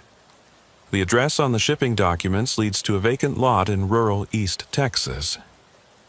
As they walked through the container yard, Rivera was struck by the sheer scale of international commerce flowing through Houston. Thousands of shipping containers were stacked in precise rows, each one representing goods from every corner of the globe. The idea that weapons and explosives could be smuggled through this system without detection was terrifying. "Here's the container," Agent Vasquez said, stopping in front of a standard 40-foot shipping container painted industrial blue. "We opened it for routine inspection yesterday morning and found this." She unlocked the container doors and swung them open. Zrenia, показавшееся арсеналом. Wooden crates filled with assault rifles were stacked along one wall, while plastic cases containing explosives and detonation devices lined the other. Radio equipment, night vision goggles, and tactical gear were arranged on metal shelving that had been professionally installed inside the container. "Jesus Christ," Chen muttered, staring at the arsenal. "That's not even the worst part," Agent Vasquez said. She led them to the back of the container where a laptop computer was connected to a satellite communication system. This equipment was actively transmitting when we opened the container. Someone was using it to coordinate operations in real time. Rivera examined the communication setup and realized the implications. This wasn't just a weapons shipment. It was a mobile command center that could coordinate criminal operations across a wide area. "Were you able to trace the communications?" Rivera asked. "That's where it gets interesting," Agent Vasquez said. The satellite uplink was connecting to servers in El Salvador, Mexico, and Honduras simultaneously. Whoever was running this operation was coordinating with multiple countries. Detective Martinez opened one of the wooden crates and revealed brand new AK-47 assault rifles still packed in factory grease. "These weapons were manufactured in Romania within the past 6 months," he said. "But they were shipped through a network of arms dealers that included stops in Honduras, Guatemala, and Mexico before arriving here." Rivera was studying the shipping documents when something caught his attention. "Look at the delivery address," he said, showing the papers to Chen. "It's not just a vacant lot in East Texas. It's specifically in Newton County, right on the Louisiana border." "Why is that significant?" Agent Vasquez asked. "Newton County is where I-10 intersects with several major highways leading to Dallas, San Antonio, and Austin," Rivera explained. "If you wanted to distribute weapons and personnel across Texas, that would be the perfect logistics hub."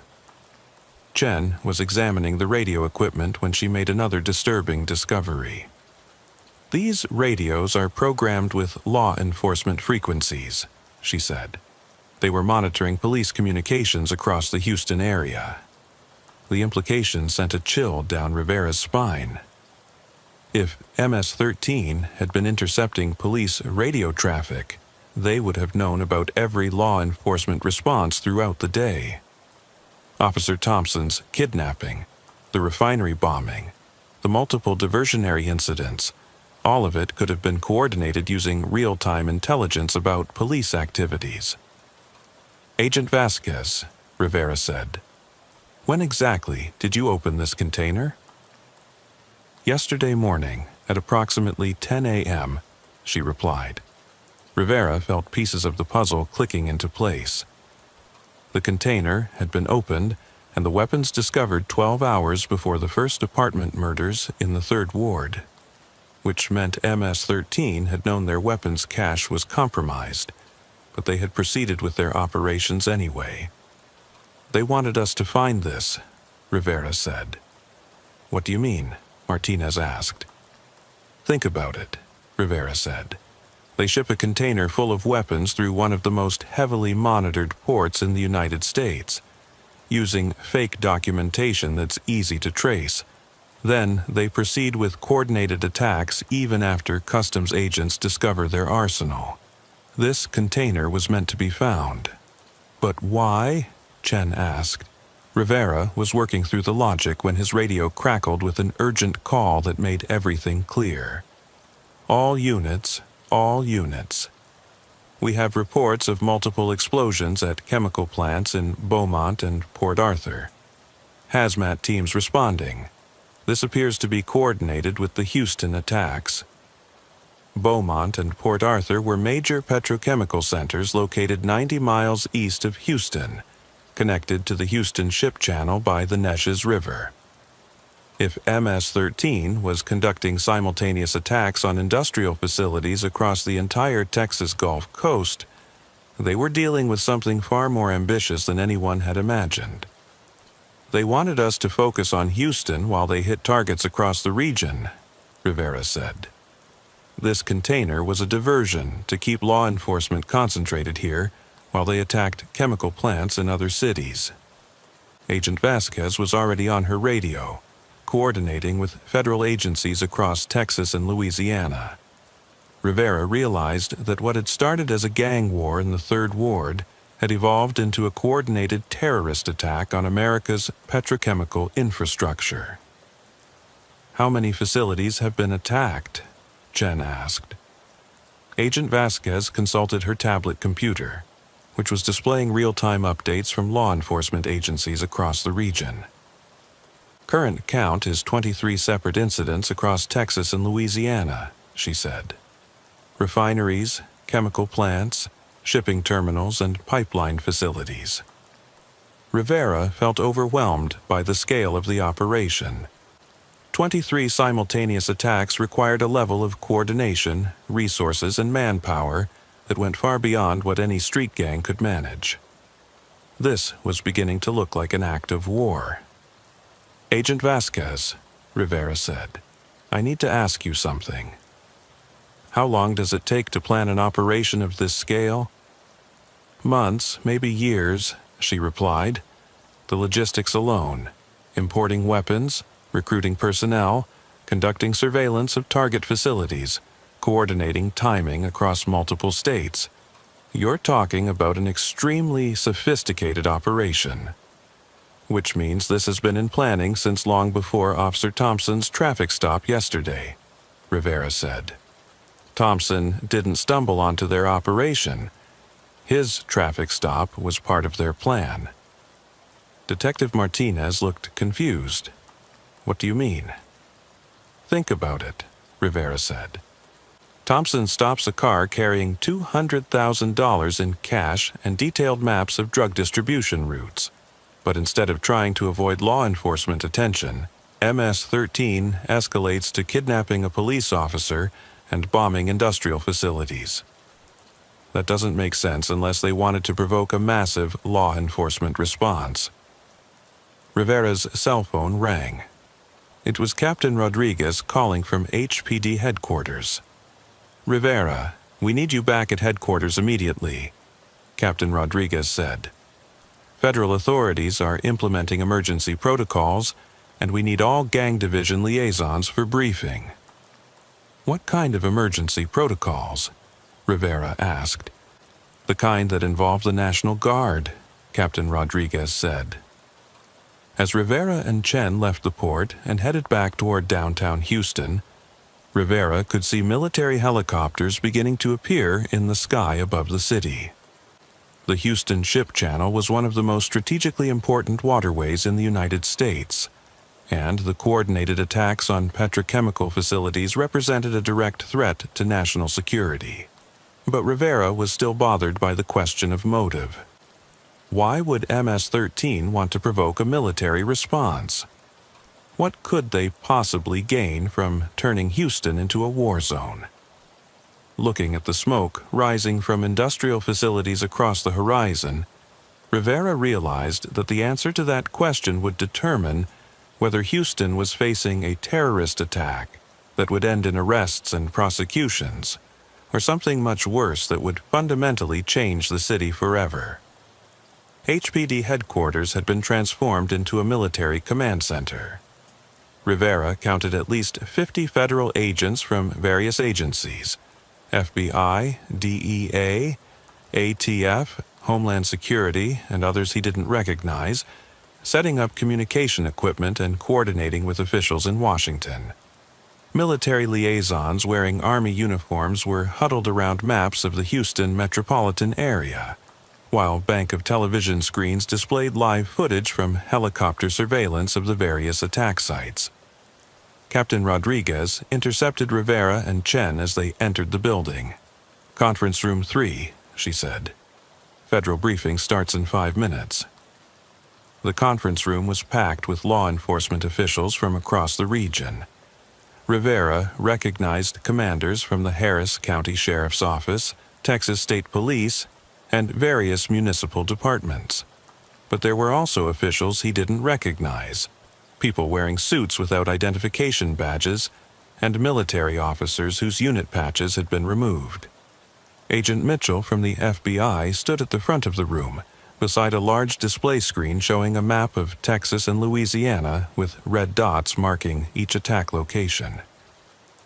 Rivera counted 28 red dots scattered across the map from Houston to New Orleans.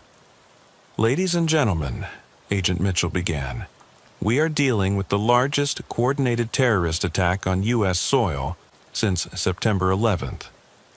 28 industrial facilities have been attacked in the past 6 hours, with damage estimates already exceeding $2 billion. Rivera felt his stomach drop. $2 billion in damage meant this wasn't just about gang territory or drug routes anymore. This was economic warfare on a scale that could destabilize the entire Gulf Coast economy. Intelligence analysis suggests this operation has been in planning for at least 18 months, Agent Mitchell continued. The coordination required: simultaneous attacks across multiple states, sophisticated explosive devices, real-time communication intercepts, indicates state-level sponsorship. "State level?" asked a commander from the Harris County Sheriff's Office.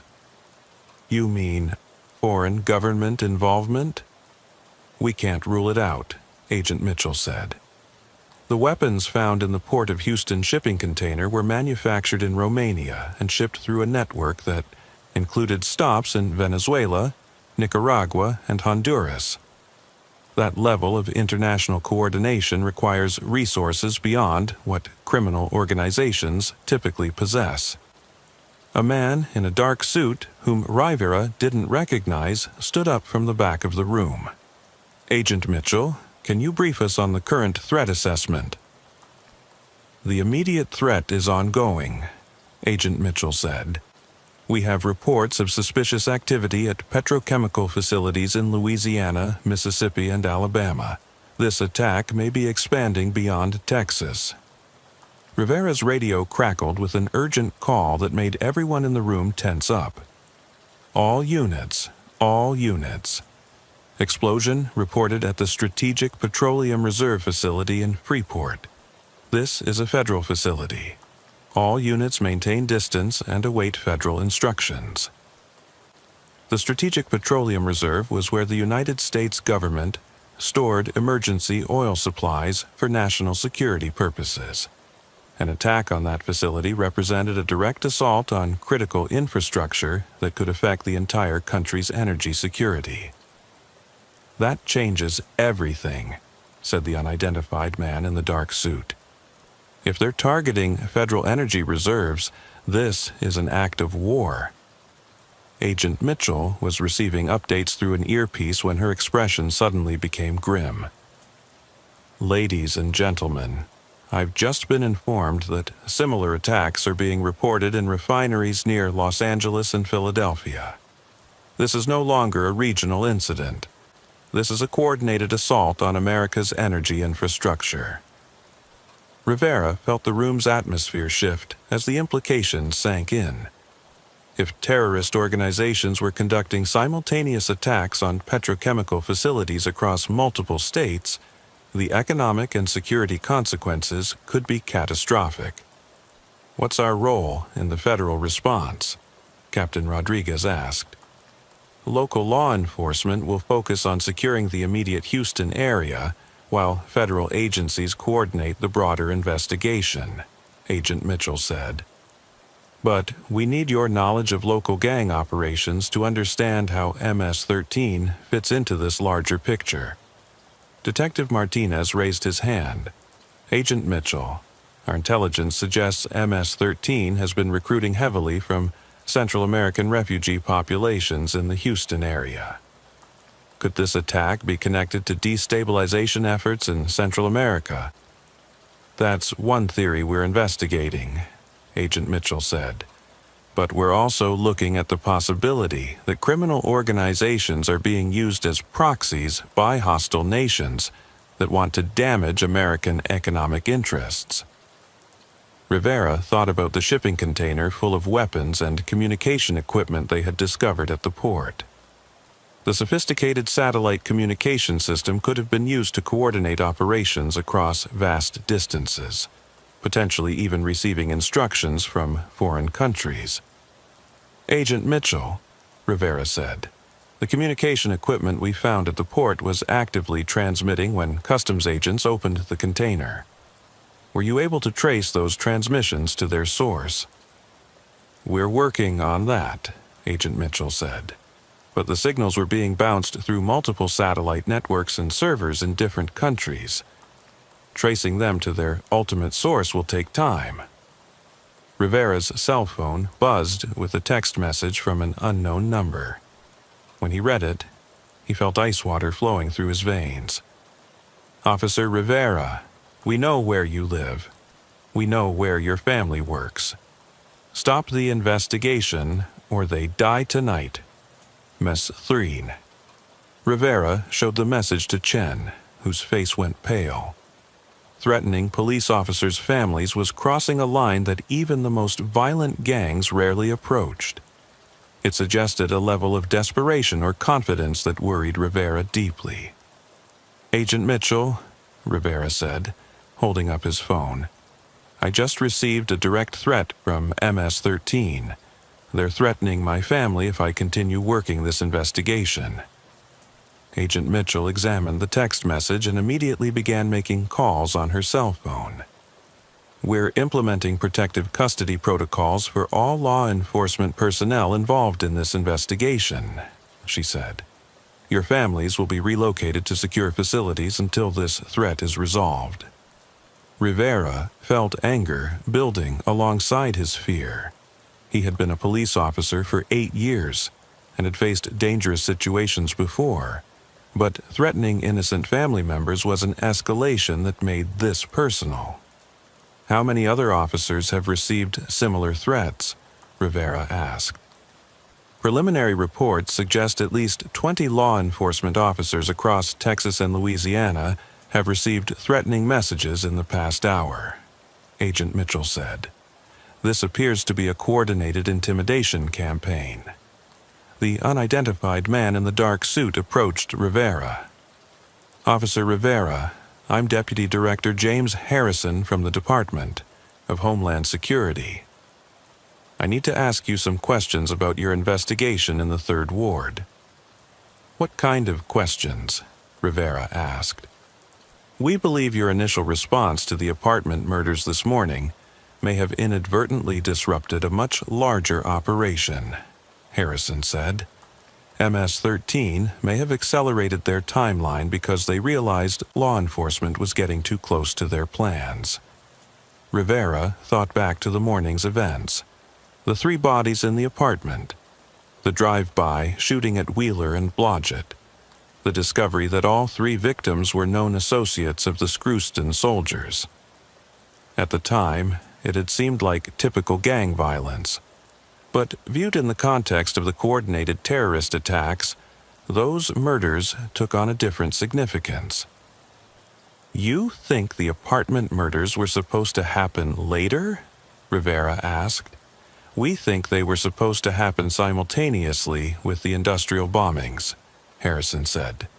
By responding quickly to the apartment murders, you forced MS-13 to adjust their timeline and operate with less coordination than they had planned. Chen looked confused. But how does killing 3 gang members in an apartment relate to bombing refineries and chemical plants? The apartment murders were meant to eliminate witnesses, Harrison said. All 3 victims had been recruited to work security for MS-13's operations in the Houston area. They had detailed knowledge of target locations, timing, and escape routes. MS-13 was planning to kill them after the attacks to eliminate loose ends. Rivera felt sick as he realized the implications. So, by investigating those murders, we inadvertently saved their lives? Possibly, Harrison said. But more importantly, you forced MS-13 to proceed with their attacks while those witnesses were still alive and potentially able to provide intelligence to law enforcement. Rivera's radio crackled with another urgent call. All units. Armed suspects have taken hostages at the Williams Tower downtown. This appears to be connected to the ongoing terrorist incidents. SWAT teams responding. Williams Tower was a 64-story skyscraper in the heart of Houston's business district. one of the most recognizable buildings in the city's skyline. If terrorists were taking hostages there, they were escalating from infrastructure attacks to directly threatening civilian lives. "Agent Mitchell," Rivera said, "my partner and I know the Third Ward better than anyone. If MS-13 is using that area as a base of operations, we can help federal agents navigate the territory and identify potential hiding spots." "Negative," Agent Mitchell said. "Given the direct threats against you and your family, you're being pulled from active duty and placed in protective custody immediately." Rivera felt frustration building. "Agent Mitchell, with all due respect, I've been working these streets for 8 years. I know every gang member, every drug corner, every safe house in the Third Ward. You need local knowledge to find these people." "And they know you," Agent Mitchell said, "which makes you a liability in a covert operation." Rivera was about to argue when Deputy Director Harrison interrupted. "Actually, Agent Mitchell, Officer Rivera's visibility might be an asset rather than a liability. If MS-13 is monitoring law enforcement response, seeing familiar faces might make them overconfident." Agent Mitchell looked skeptical. "You want to use Officer Rivera as bait? I want to use Officer Rivera's knowledge and experience to help federal agents understand the operational environment," Harrison said. "But yes, his visibility might also help us identify MS-13 positions and resources." Rivera realized they were talking about using him as a target to draw out MS-13 operatives.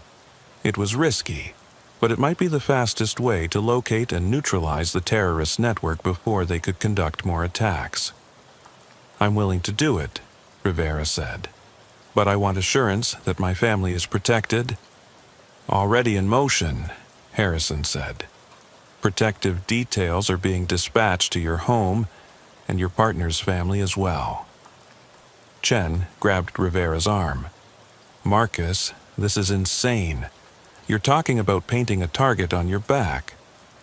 "Chen, if we don't stop these people, the entire Gulf Coast energy infrastructure could be crippled," Rivera said. "The economic damage could affect millions of people." Agent Mitchell was receiving updates through her earpiece when her expression became urgent. "Ladies and gentlemen, I've just been informed that the President is being briefed on this situation in the White House Situation Room. National Guard units are being mobilized across Texas and Louisiana." Rivera looked around the conference room at the faces of law enforcement officials who had suddenly found themselves dealing with a national security crisis that none of them had been trained for. This was no longer about gang violence in the Third Ward. This was about defending American critical infrastructure against what appeared to be an act of war. And somewhere in the maze of streets, abandoned buildings, and industrial facilities that surrounded Houston, the people responsible for this attack were planning their next move. Rivera just hoped that federal resources and military support would arrive before MS-13 could complete whatever operation they had been planning all along. Williams Tower pierced the Houston skyline like a giant needle, its distinctive profile visible from every corner of the city. Rivera had driven past it thousands of times during his 8 years with HPD, but he'd never imagined he would be planning a tactical operation against terrorists who had seized control of one of Texas's most prominent buildings. The Federal Command Center had been relocated to a parking garage 3 blocks from Williams Tower, where Agent Mitchell was coordinating with SWAT teams, federal tactical units, and military special operations personnel who had arrived from bases across Texas.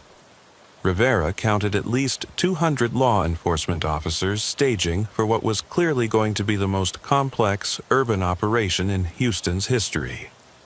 "What's the situation inside the building?" Rivera asked Agent Mitchell as he and Chen arrived at the command center. "Approximately 40 hostages on the 42nd floor," Agent Mitchell said. "The terrorists appear to have taken control of the offices of Pemex Oil Trading. which handles petroleum distribution contracts for the Mexican government. Rivera felt a chill as the implications became clear.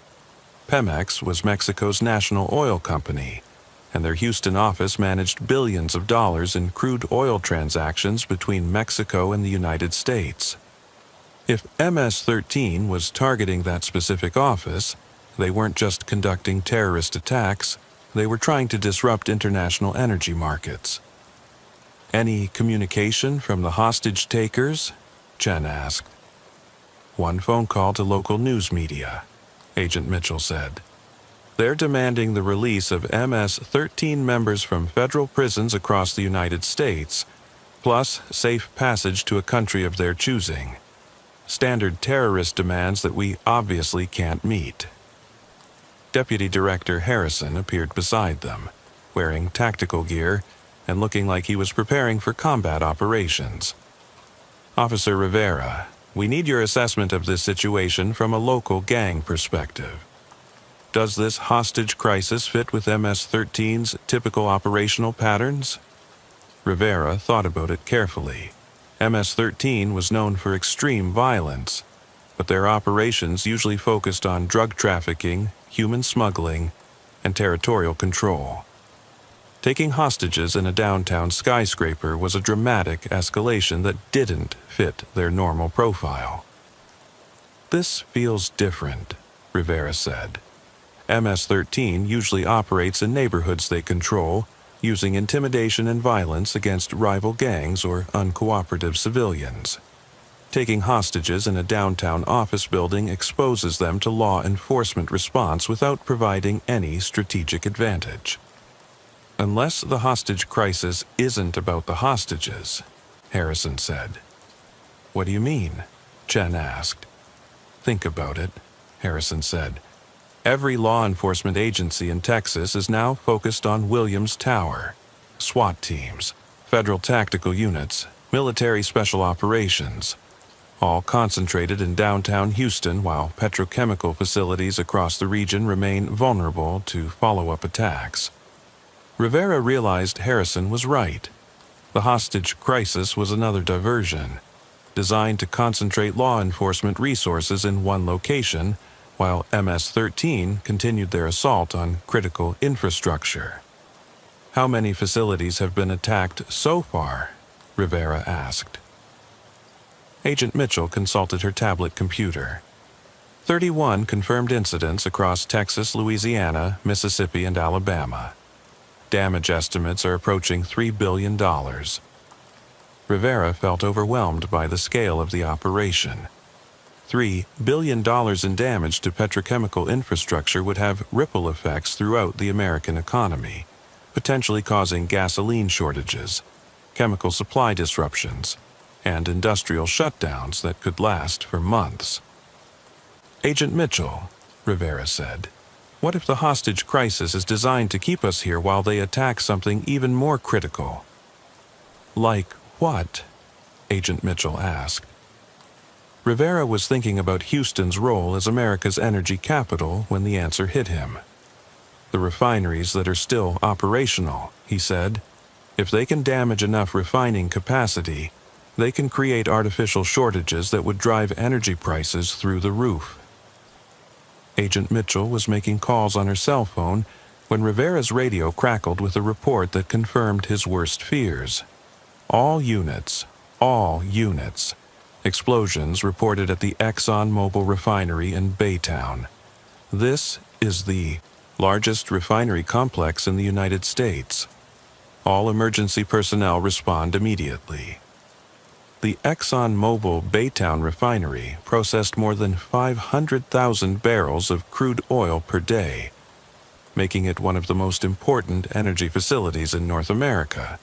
An attack on that facility could cripple gasoline production across the entire South and Midwest. "They're escalating," Harrison said. "First, they hit smaller facilities to test our response. Now they're going after the major installations that really matter." Rivera's cell phone rang. It was his wife, calling from the secure location where federal agents had relocated his family. "Marcus, what's happening?" she asked. "The agents won't tell us anything except that we need to stay here for our safety." "Honey, I can't explain everything right now, but Houston is under attack by terrorists," Rivera said. "Federal agents are keeping you safe while we work to stop them." "How long do we have to stay here?" she asked. Rivera looked around at the massive law enforcement mobilization surrounding Williams Tower and realized he didn't have an answer. "I don't know," he said, "but I promise I'll come get you as soon as it's safe." After ending the call, Rivera felt the weight of responsibility settling on his shoulders. This wasn't just about stopping terrorists anymore.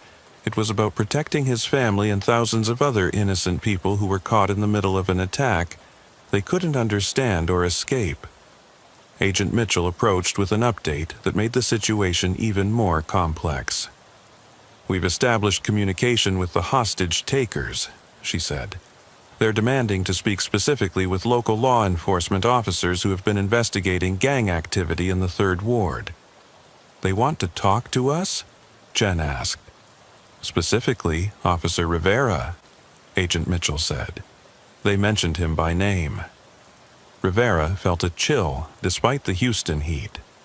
MS-13 hadn't just been monitoring police radio communications. They had been tracking individual officers and their involvement in the investigation. "What do they want to discuss?" Rivera asked. "They claim to have information about additional attacks that are planned for tonight," Agent Mitchell said. "But they'll only share that information in exchange for specific concessions." Deputy Director Harrison was skeptical. "It's probably a trap designed to get local officers inside the building where they can be taken hostage." "Maybe," Rivera said. "But what if they really do have information about additional attacks? If they're planning to hit more refineries tonight, thousands of people could be killed." Agent Mitchell was receiving updates through her earpiece when her expression became urgent. "We just lost communication with the Chevron refinery in Pasadena," she said. "Security cameras went dark 5 minutes ago, and plant personnel aren't responding to radio calls." Rivera realized the terrorists were continuing their assault on petrochemical infrastructure, while law enforcement remained focused on the hostage crisis. Every minute they spent planning a response to Williams Tower was another minute MS-13 could use to attack facilities that were critical to America's energy security. "Agent Mitchell," Rivera said, "I think we need to talk to them. If there's any chance they can provide intelligence about additional attacks, we have to take that risk. The risk is that you become another hostage," Agent Mitchell said. "The risk is that they bomb every refinery on the Gulf Coast while we're standing here debating," Rivera replied. Chen grabbed his arm. "Marcus, don't do this. Your family needs you to come home alive." Rivera looked at his partner, who had been beside him through 8 years of patrol work in some of Houston's most dangerous neighborhoods. He thought about his wife and children waiting in federal protective custody, and about the thousands of other families whose lives could be destroyed if the terrorist attacks continued. "Chen, if we don't stop these people tonight, there might not be much of a city left for our families to come home to," Rivera said. Agent Mitchell was coordinating with federal tactical teams when she turned back to Rivera. "If you're serious about this, we'll establish communication protocols that allow you to talk to the hostage takers from outside the building. But under no circumstances are you going inside." Rivera nodded, but he was already calculating the layout of Williams Tower and the likely positions of MS-13 operatives inside. If they really did have information about additional attacks, he might not have a choice about going inside. Looking up at the 64-story tower that dominated the Houston skyline, Rivera realized that the next few hours would determine whether the coordinated terrorist attacks would be contained or whether they would succeed in crippling America's energy infrastructure. And somehow, a patrol officer from the 3rd Ward had become a key player in stopping the largest terrorist attack on U.S. soil since September 11th. Rivera sat in his patrol car at the intersection of Scott and Belfort, watching the morning traffic flow through the Third Ward. The neighborhood looked much the same as it had 3 months ago. The same apartment complexes, the same corner stores, the same groups of young men hanging out on street corners. But Rivera knew that everything had changed. The coordinated terrorist attacks had been stopped, but not before causing more than $4 billion in damage to petrochemical facilities across the Gulf Coast. 37 industrial facilities had been bombed or attacked. 16 law enforcement officers had been wounded, and more than 300 people had been hospitalized due to chemical exposure from damaged plants. The investigation that followed revealed a conspiracy that reached far beyond MS-13 or even cartel involvement. Intelligence agencies had discovered evidence linking the attacks to a network of hostile nations that had coordinated to damage American energy infrastructure and destabilize the Gulf Coast economy. MS-13 had been used as a proxy force, supplied with weapons and intelligence by foreign agents who wanted to attack America without leaving direct fingerprints. Officer Marcus Thompson had survived his kidnapping and returned to duty, though he had requested transfer to a quieter patrol division in northwest Houston. Detective Martinez had been promoted to lieutenant and was now commanding the expanded gang division that had been created in response to the terrorist threat. Chen had been accepted into the FBI's specialized counterterrorism program and would be leaving Houston next month for training at Quantico. Rivera would miss his partner, but he understood why she wanted to take her career in a new direction after experiencing threats against her family. As for Rivera himself, he had declined several offers to join federal agencies or transfer to specialized units within HPD. Instead, he had requested to return to patrol duty in the Third Ward, the neighborhood where the investigation had begun. Unit 47, this is dispatch, his radio crackled. We have a report of shots fired at the Magnolia Gardens apartment complex on Scott Street. Can you respond? Rivera felt a familiar chill as he heard the address. The same apartment complex where he had discovered 3 bodies execution style 3 months earlier. But this time, he wasn't responding alone. Federal agents maintained a permanent presence in the Third Ward now, and every gang-related incident was treated as a potential national security threat. Unit 47 responding, Rivera said into his radio. As he drove toward the apartment complex, Rivera reflected on the lessons he had learned during those terrifying hours when Houston came under attack. The most important lesson was that local law enforcement could no longer afford to think of gang violence as a purely local problem. In an interconnected world, street gangs could be used as proxy forces by hostile nations or terrorist organizations with global reach. But Rivera had also learned that the fundamental skills of police work, building relationships with community members, understanding local criminal networks, and paying attention to details that might seem insignificant, remained as important as ever. It had been a routine patrol response to an apartment murder that ultimately helped federal agents unravel a terrorist conspiracy that threatened national security. When Rivera arrived at the Magnolia Gardens apartment complex, he found a scene that was both familiar and different. The same red brick buildings, the same parking lot where residents gathered to watch police operations, the same sense of tension that pervaded the neighborhood whenever violence erupted. But this time, there were no bodies, no evidence of gunfire, and no gang members fleeing the scene. Instead, Rivera found Mrs. Rodriguez, the elderly woman who had been a witness to the original apartment murders, sitting on her porch with a group of neighborhood children around her. "Officer Rivera," she called out as he approached. "I'm so glad you're back in the neighborhood." "Mrs. Rodriguez," Rivera said, "we got a call about shots fired. Are you and the children okay?" "Oh, that," she said with a wave of her hand. "That was just firecrackers. These children were celebrating because the community center is reopening next week." Rivera looked around and noticed things he hadn't seen 3 months earlier. New playground equipment had been installed in the apartment complex courtyard. Fresh paint-covered walls that had been scarred by graffiti. Young men who would have been posting up on corners were instead wearing work clothes and heading to construction jobs.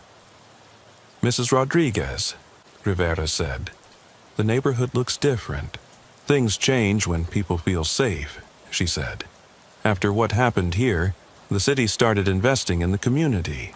Jobs programs, youth centers, college scholarships. Turns out the best way to fight gangs is to give young people something better to do."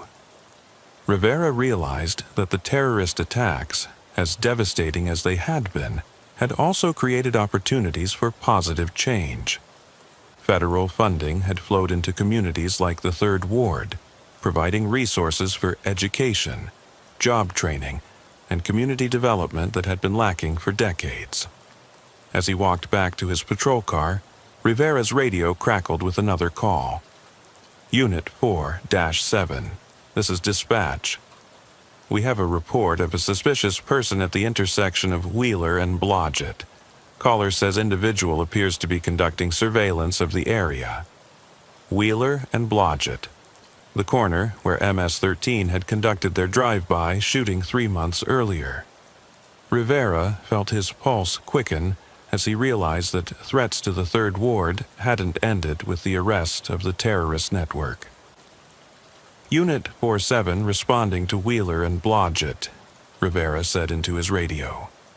As he drove toward the intersection, Rivera reflected on the fact that police work never really ended. There would always be new criminals, new threats, new challenges that required the same fundamental combination of courage, intelligence, and community engagement that had defined law enforcement for generations. But Rivera also knew that he was now part of a larger network of professionals, federal agents, military personnel, intelligence analysts, and community organizers, who were all working to protect American communities from threats that could emerge from anywhere in the world. When he arrived at Wheeler and Blodgett, Rivera found that the suspicious person was actually a surveyor working for the city's Public Works Department, measuring the intersection for a traffic improvement project. The corner that had been a drug market and the site of terrorist violence was being converted into a safer space for the community. As Rivera completed his report and prepared to clear the call, he received a text message from Chen, who was completing her final week with HPD before leaving for FBI training. "Marcus, just wanted to thank you for being the best partner anyone could ask for. Keep Houston safe for all of us." Rivera smiled as he typed his response. "Stay safe, Agent Chen. Houston will always be home." Looking around at the Third Ward neighborhood that had been the starting point for a terrorist investigation that reached around the world, Rivera realized that the most important battles in the war against crime and terrorism were still fought on street corners and in apartment complexes where individual officers made split-second decisions that could change everything. And as long as police officers like him were willing to respond to calls in dangerous neighborhoods, to build relationships with community members, and to pursue investigations wherever they led, America's communities would have defenders who understood that protecting freedom required constant vigilance.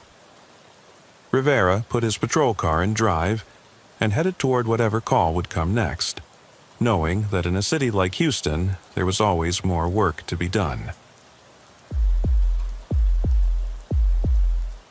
Officer Sarah Valdez had been working narcotics enforcement with the Dallas Police Department for 6 years, but she'd never seen a drug seizure quite like the one that changed everything on that scorching August afternoon.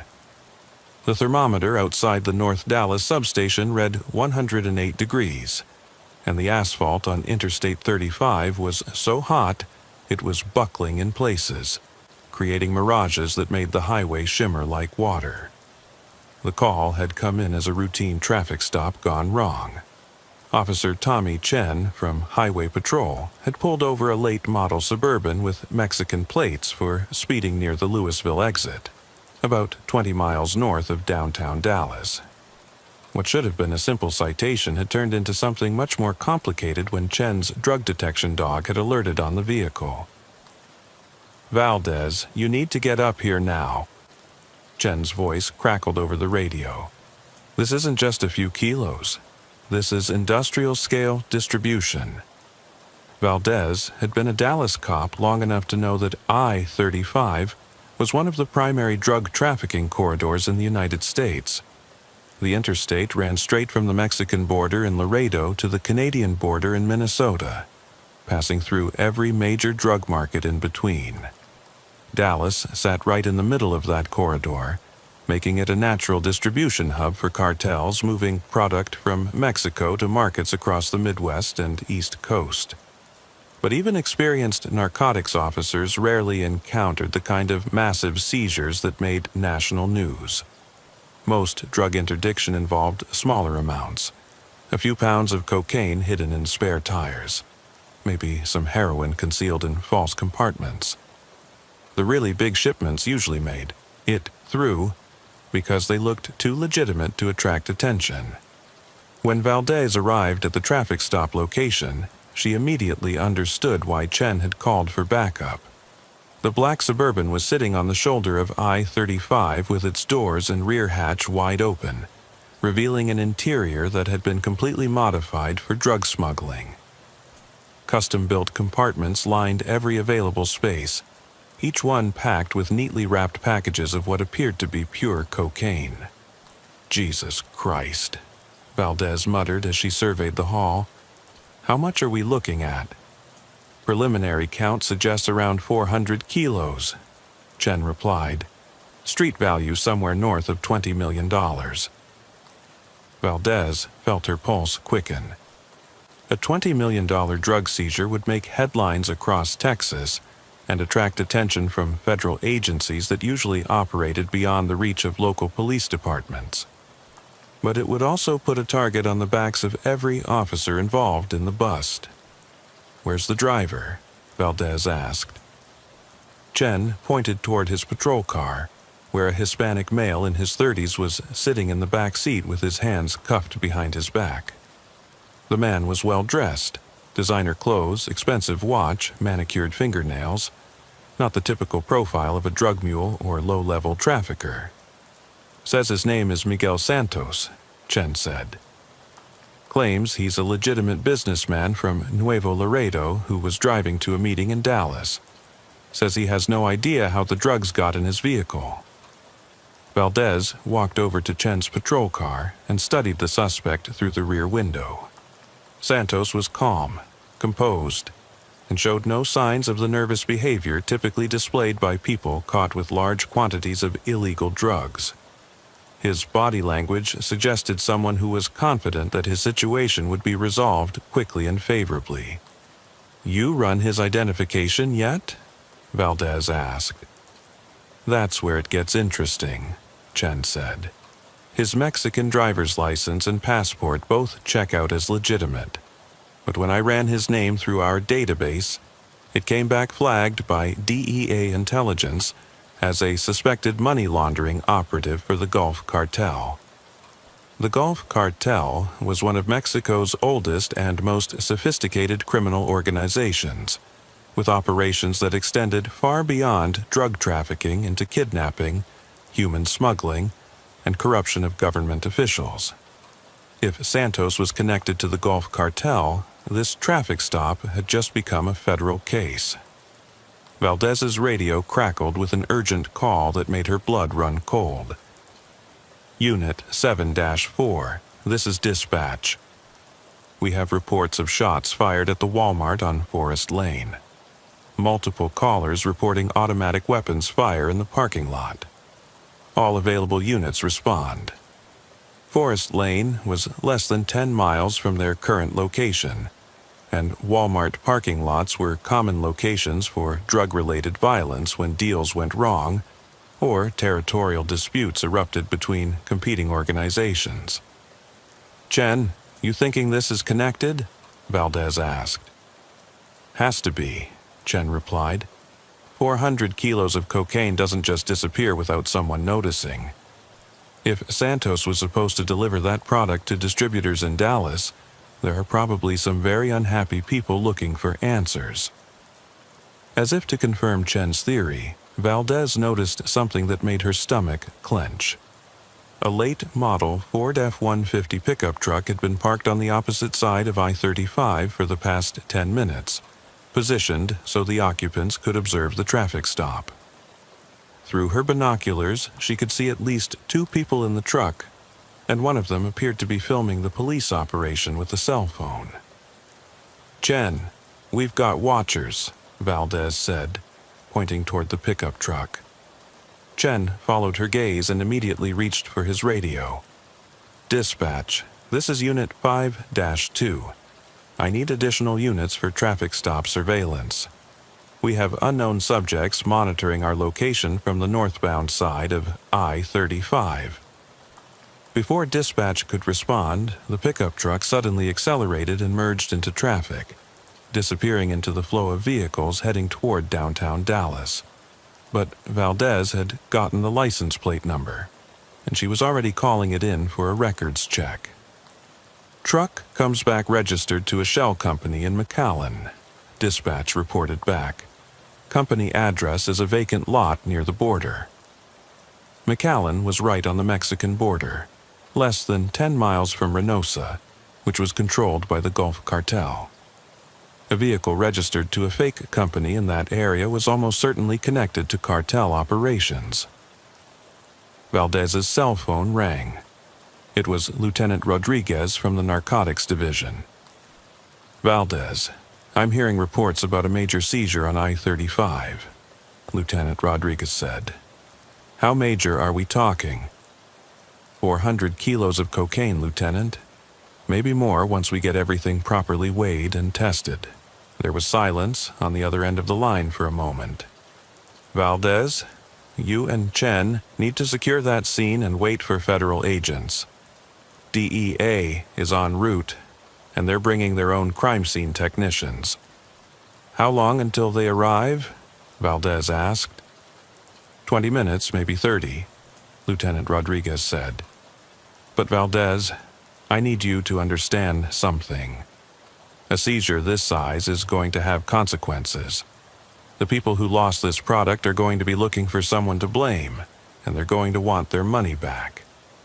Valdez understood what the lieutenant was implying.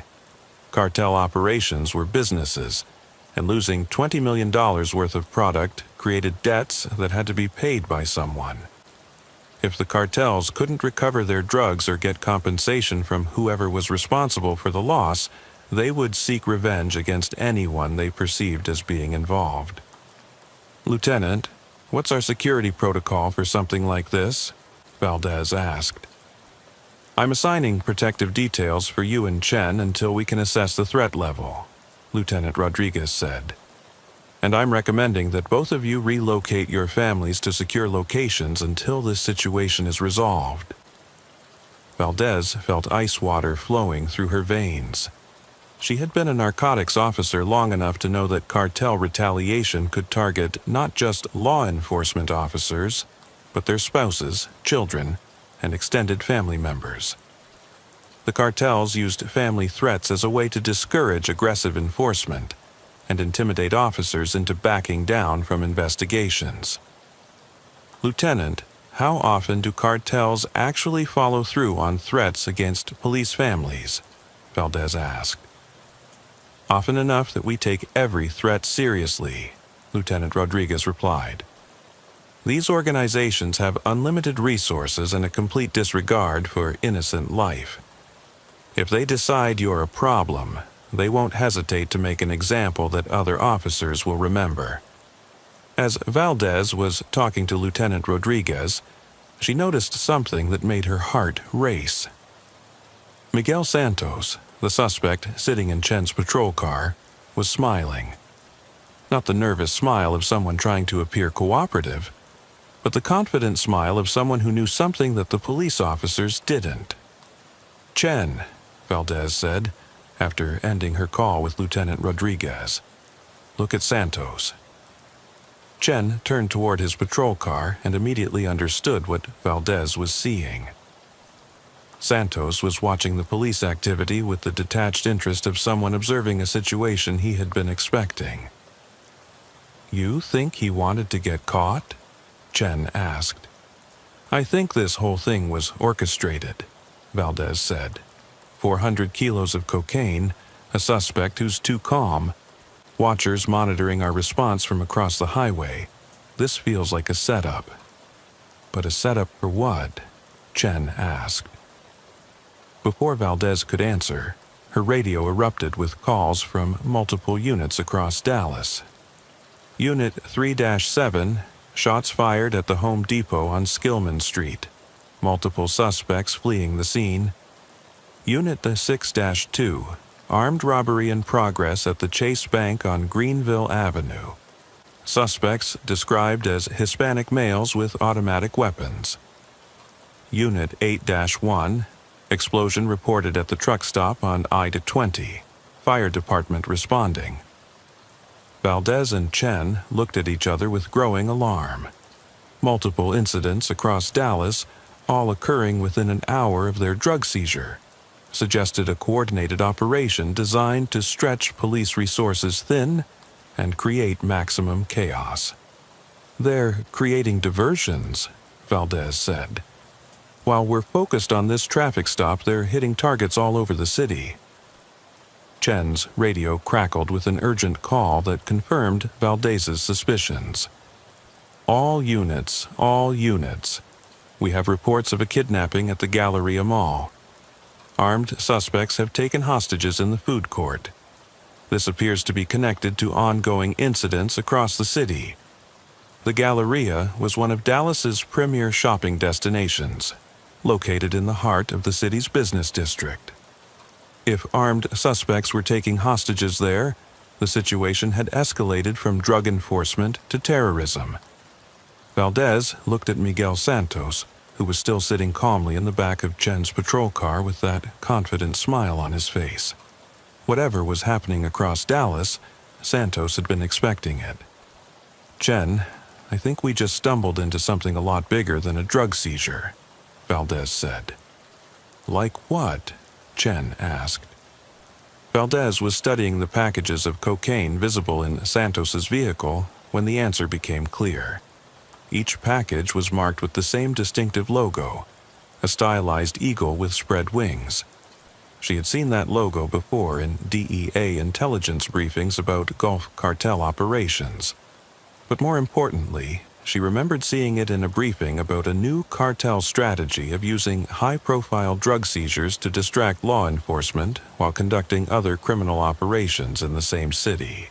"Chen, this isn't about the drugs," Valdez said. "The drugs were bait. They wanted us to find them." "But why would a cartel want to lose $20 million worth of cocaine?" Chen asked. Valdez looked toward downtown Dallas, where smoke was beginning to rise from several locations as the coordinated attacks continued.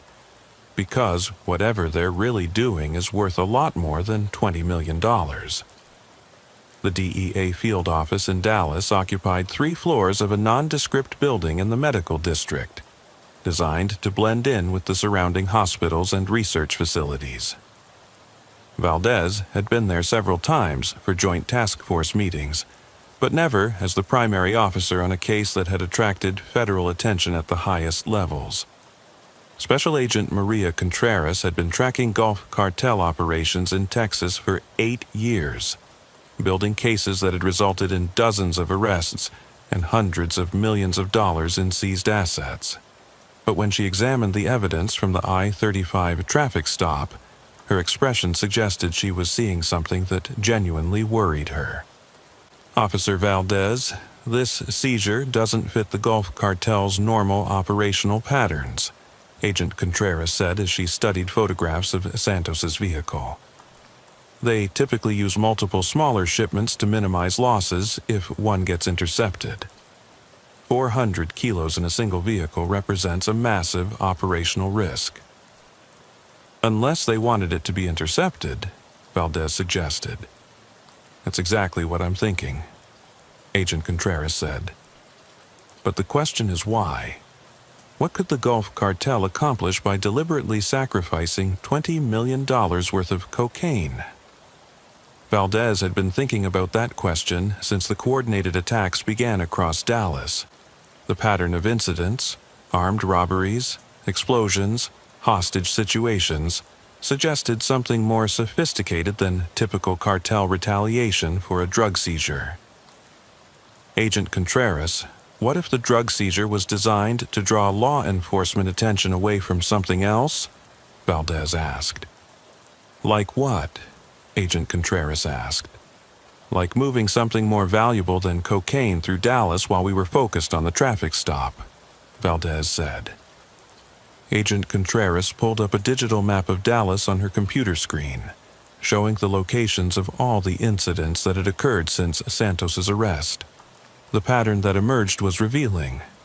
The incidents formed a rough perimeter around the central business district, like a security cordon designed to keep law enforcement away from downtown.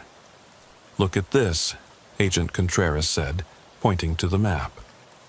Every incident is positioned to block major routes into the business district. If someone wanted to move large amounts of money or other assets through downtown Dallas without police interference, this would be an effective way to do it. Valdez studied the map and realized Agent Contreras was right. The coordinated attacks weren't random violence. They were strategically positioned to create a law enforcement free zone in the heart of Dallas's financial district. Money laundering operation? Valdez asked. Possibly, Agent Contreras said. But it would have to be enormous to justify sacrificing $20 million worth of cocaine as a diversion. Agent Contreras's computer chimed with an urgent message from the DEA Intelligence Center. When she read it, her face went pale. Officer Valdez, we may have a bigger problem than we thought, Agent Contreras said. Intelligence reports indicate that Miguel Santos isn't just a money laundering operative. He's the nephew of Joaquin Santos, who's the Gulf Cartel's primary financial officer. Valdez felt her stomach drop. If Santos was related to high-level cartel leadership, his arrest represented a major escalation that would provoke a response far beyond typical drug enforcement retaliation. How high up is Joaquin Santos in the cartel hierarchy? Valdez asked. Top 5, Agent Contreras said. He controls billions of dollars in cartel assets and has connections to corrupt officials in both Mexico and the United States. If we're holding his nephew, he's going to do whatever it takes to get him back. Valdez's radio crackled with an update from Dallas PD dispatch that made the situation even more complex. All units. The hostage situation at the Galleria Mall has been resolved. Suspects released all hostages and surrendered without resistance. No shots fired, no injuries reported. Valdez and Agent Contreras looked at each other with growing confusion. Hostage takers who surrendered without demanding anything didn't fit any known criminal pattern. That doesn't make sense, Valdez said. Why take hostages if you're not going to use them for leverage? Unless the hostage situation was another diversion, Agent Contreras said. How long did that incident tie up law enforcement resources? Valdez checked her watch. About 2 hours. Every SWAT team in Dallas was focused on the Galleria. Agent Contreras was making calls on her secure phone line when Valdez's cell phone rang. It was Officer Chen calling from the county jail where Miguel Santos was being processed. Valdez, you need to hear this, Chen said. Santos just made his phone call and he wasn't calling a lawyer. Who was he calling? Valdez asked. A number in the Cayman Islands, Chen said. And he was speaking in what sounded like financial code. Words like transfer, authorization, and liquidation. Valdez felt pieces of the puzzle clicking into place. The coordinated attacks across Dallas hadn't been about getting Santos released. They had been about buying him enough time to make financial transactions that required his personal authorization. Chen, Did you record the phone call? Valdez asked. Standard procedure for all calls from suspected drug traffickers, Chen said. I'm sending you the audio file now. When Valdez played the recording for Agent Contreras, the federal agent's expression became grim. He's not speaking in code, Agent Contreras said. He's speaking in Spanish with financial terminology. And unless I'm mistaken, he just authorized the transfer of several $100 million from accounts in the Cayman Islands to banks in Switzerland. Valdez felt overwhelmed by the implications. If Santos had used his arrest as an opportunity to move hundreds of millions of dollars in cartel assets to secure offshore accounts, the entire day's events had been orchestrated to facilitate one of the largest money laundering operations in history. Agent Contreras, how is that possible? Valdez asked. Don't international money transfers require extensive documentation and verification? Not if you have the right connections, Agent Contreras said. The Gulf Cartel has been building relationships with corrupt banking officials for decades. With the right authorization codes and account numbers, hundreds of millions of dollars can be moved electronically in a matter of minutes. Agent Contreras' computer chimed with another urgent message. This time, when she read it, she immediately began making calls to Washington. What is it? Valdez asked. The Federal Reserve Bank of Dallas just reported unusual electronic activity, Agent Contreras said. Large international transfers totaling more than $800 million, all initiated within the past 3 hours. Valdez realized they were witnessing something far more significant than a drug trafficking operation.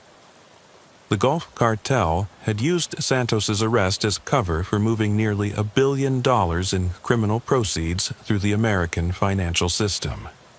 Agent Contreras, can those transfers be stopped? Valdez asked.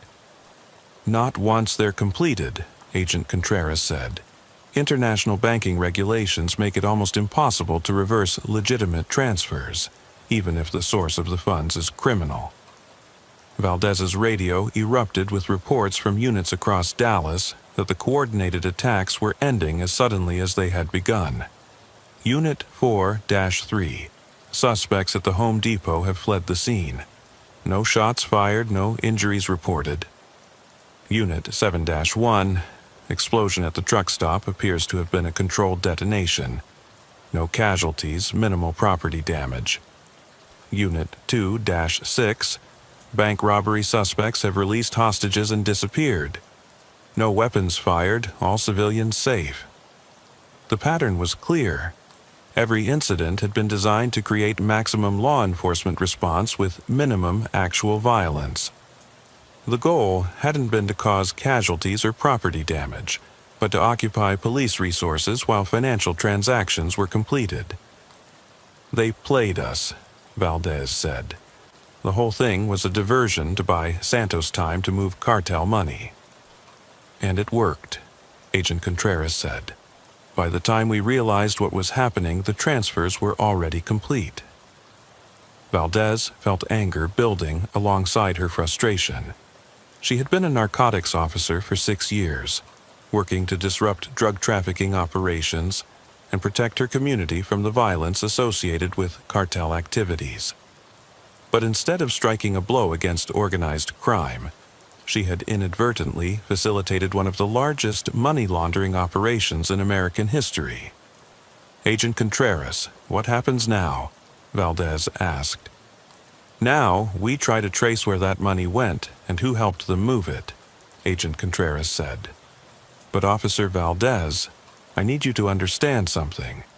The people who orchestrated this operation have demonstrated a level of sophistication and resources that goes far beyond typical cartel activities.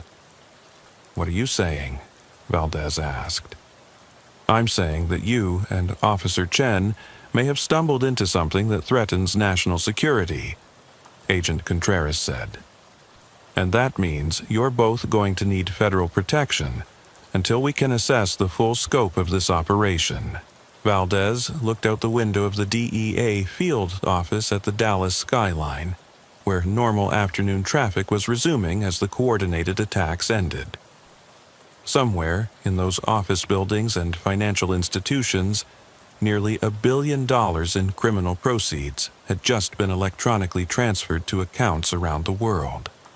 And Miguel Santos, sitting in a county jail cell with a confident smile on his face, had orchestrated the entire operation from the back seat of a police car. Valdez realized that her routine traffic stop had exposed a criminal enterprise so sophisticated and well-connected that it could manipulate the entire Dallas law enforcement apparatus to achieve its goals. The question was whether federal agents would be able to unravel the conspiracy before the people responsible used their nearly billion-dollar war chest to corrupt even more officials and expand their operations across the United States. The FBI's Dallas field office had been converted into a financial crimes task force headquarters, with agents from multiple agencies working around the clock to trace the electronic transfers that Miguel Santos had authorized from his jail cell. Valdez had never seen so many federal agents in one place, all focused on following money trails that led through dozens of countries and hundreds of financial institutions. Special Agent David Park from the FBI's Financial Crimes Division had been tracking international money laundering operations for 12 years, but he told Valdez that the Santos case represented the most sophisticated scheme he had ever encountered. The transfers went through 17 different banks in 11 countries, Agent Park explained as he showed Valdez a complex diagram on his computer screen. Cayman Islands to Switzerland, Switzerland to Luxembourg, Luxembourg to Singapore, Singapore to Dubai. Each transfer was structured to stay just below the reporting thresholds that would trigger automatic government oversight. "How much money are we talking about total?" Valdez asked. "Current estimate is $1.2 billion, Agent Park said. "But that's just what we've been able to trace so far. There could be additional transfers that we haven't identified yet." Valdez felt overwhelmed by the scale of the operation. $1.2 billion was more money than she could comprehend, representing years of drug trafficking, human smuggling, kidnapping, and other criminal activities across Mexico and Central America. "Agent Park, where did all this money originally come from?" Valdez asked. "That's the disturbing part," Agent Park said. "Intelligence analysis suggests that a significant portion of these funds didn't come from traditional cartel activities like drug trafficking. A lot of this money appears to have been generated through corruption of government officials." "Corruption how?" Valdez asked. "Bribes to politicians, judges, police commanders, military officers," Agent Park said. "The Gulf Cartel has been systematically buying protection from Mexican government officials for decades, but our analysis suggests they've expanded that strategy to include American officials as well." Valdez felt a chill as the implications became clear. If the Gulf Cartel had been corrupting American government officials, the money laundering operation represented more than just financial crime. It represented a threat to the integrity of American institutions. "Any evidence of which American officials might be involved?" Valdez asked. Agent Park's expression became grim. "That's classified at levels above my clearance," he said. "But I can tell you that this investigation has attracted attention from the highest levels of the Justice Department." Valdez's cell phone rang. It was Lieutenant Rodriguez from Dallas PD Narcotics Division. "Valdez, I need you back at headquarters immediately," Lieutenant Rodriguez said. "We've got a situation developing that's connected to your Santos arrest." "What kind of situation?" Valdez asked.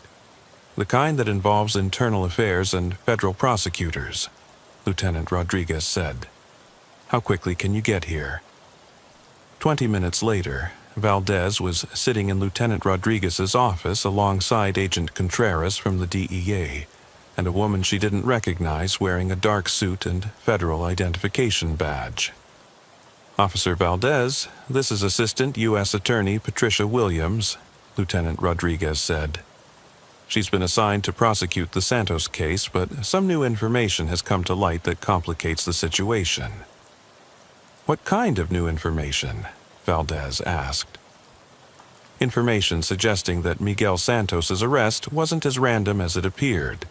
AUSA Williams said, "We have evidence that someone within Dallas PD may have provided Santos with advance warning about increased drug interdiction efforts on I-35. Valdez felt her stomach drop. If someone within the police department had been feeding information to the Gulf Cartel, it would explain how Santos had been able to orchestrate such a sophisticated operation.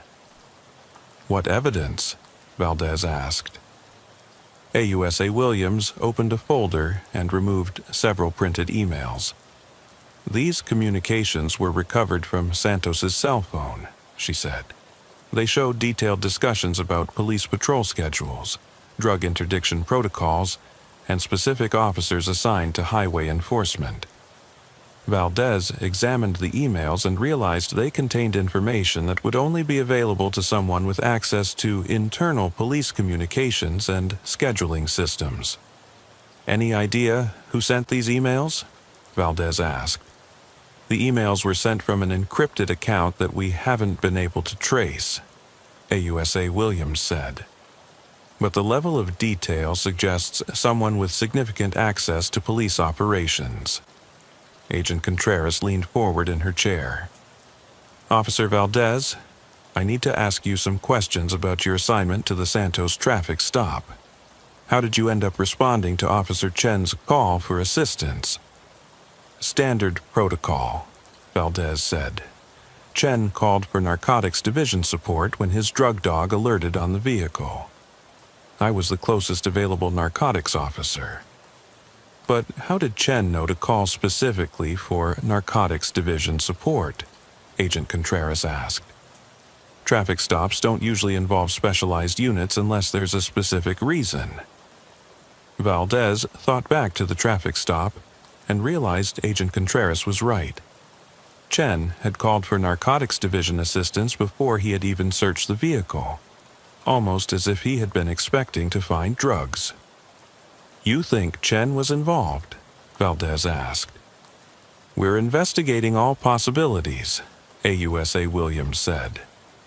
But Officer Valdez, I need you to understand that your own actions are also under scrutiny. A routine traffic stop that results in a billion-dollar money laundering operation raises questions about whether law enforcement was manipulated or whether someone was actively facilitating criminal activity. Valdez felt anger building alongside her fear.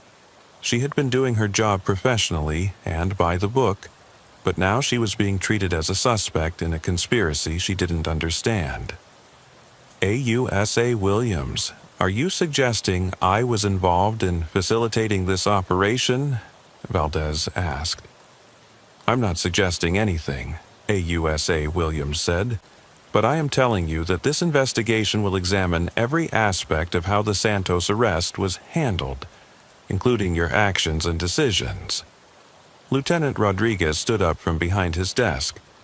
Officer Valdez, pending the outcome of this investigation, you're being placed on administrative leave with pay. Your weapon and badge will be secured, and you're not to discuss this case with anyone outside of official channels. Valdez felt her world collapsing. Administrative leave was often the first step toward criminal charges or termination.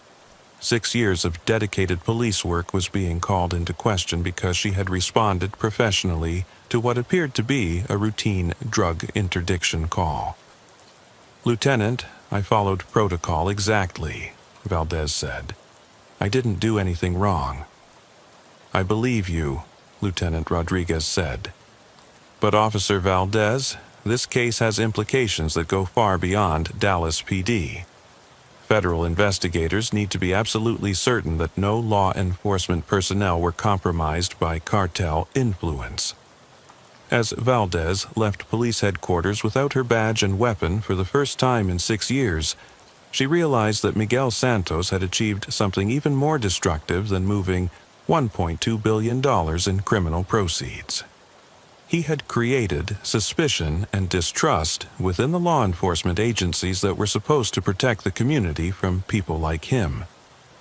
But Valdez also realized that if federal investigators were looking for evidence of corruption within Dallas PD, they might be overlooking other possibilities. What if Santos hadn't needed inside information from police sources? What if the Gulf Cartel had other ways of monitoring law enforcement activities? As she drove home to an uncertain future, Valdez began thinking about the sophisticated communication equipment that Agent Contreras had described in other cartel operations. If the Gulf Cartel had been intercepting police radio communications or hacking into department computer systems, they could have obtained the information found in Santos's emails without any help from corrupt officers. But proving that theory would require investigating skills and resources that Valdez no longer had access to as a suspended police officer. Unless she was willing to conduct her own unofficial investigation into the people who had destroyed her career and threatened her community. Looking in her rearview mirror to make sure she wasn't being followed, Valdez realized that she might not have a choice.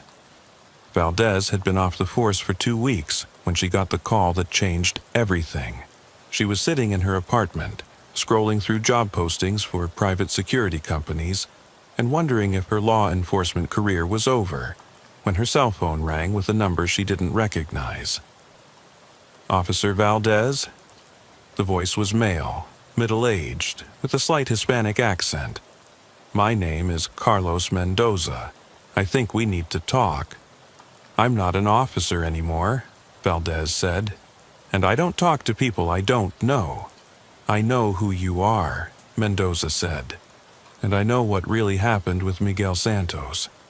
If you want to clear your name and stop the people who set you up, meet me at the Starbucks on McKinney Avenue in 1 hour." The line went dead before Valdez could respond. She sat staring at her phone, trying to decide whether this was an opportunity to learn the truth or a trap designed to get her into even more trouble. Against her better judgment, she decided to take the risk.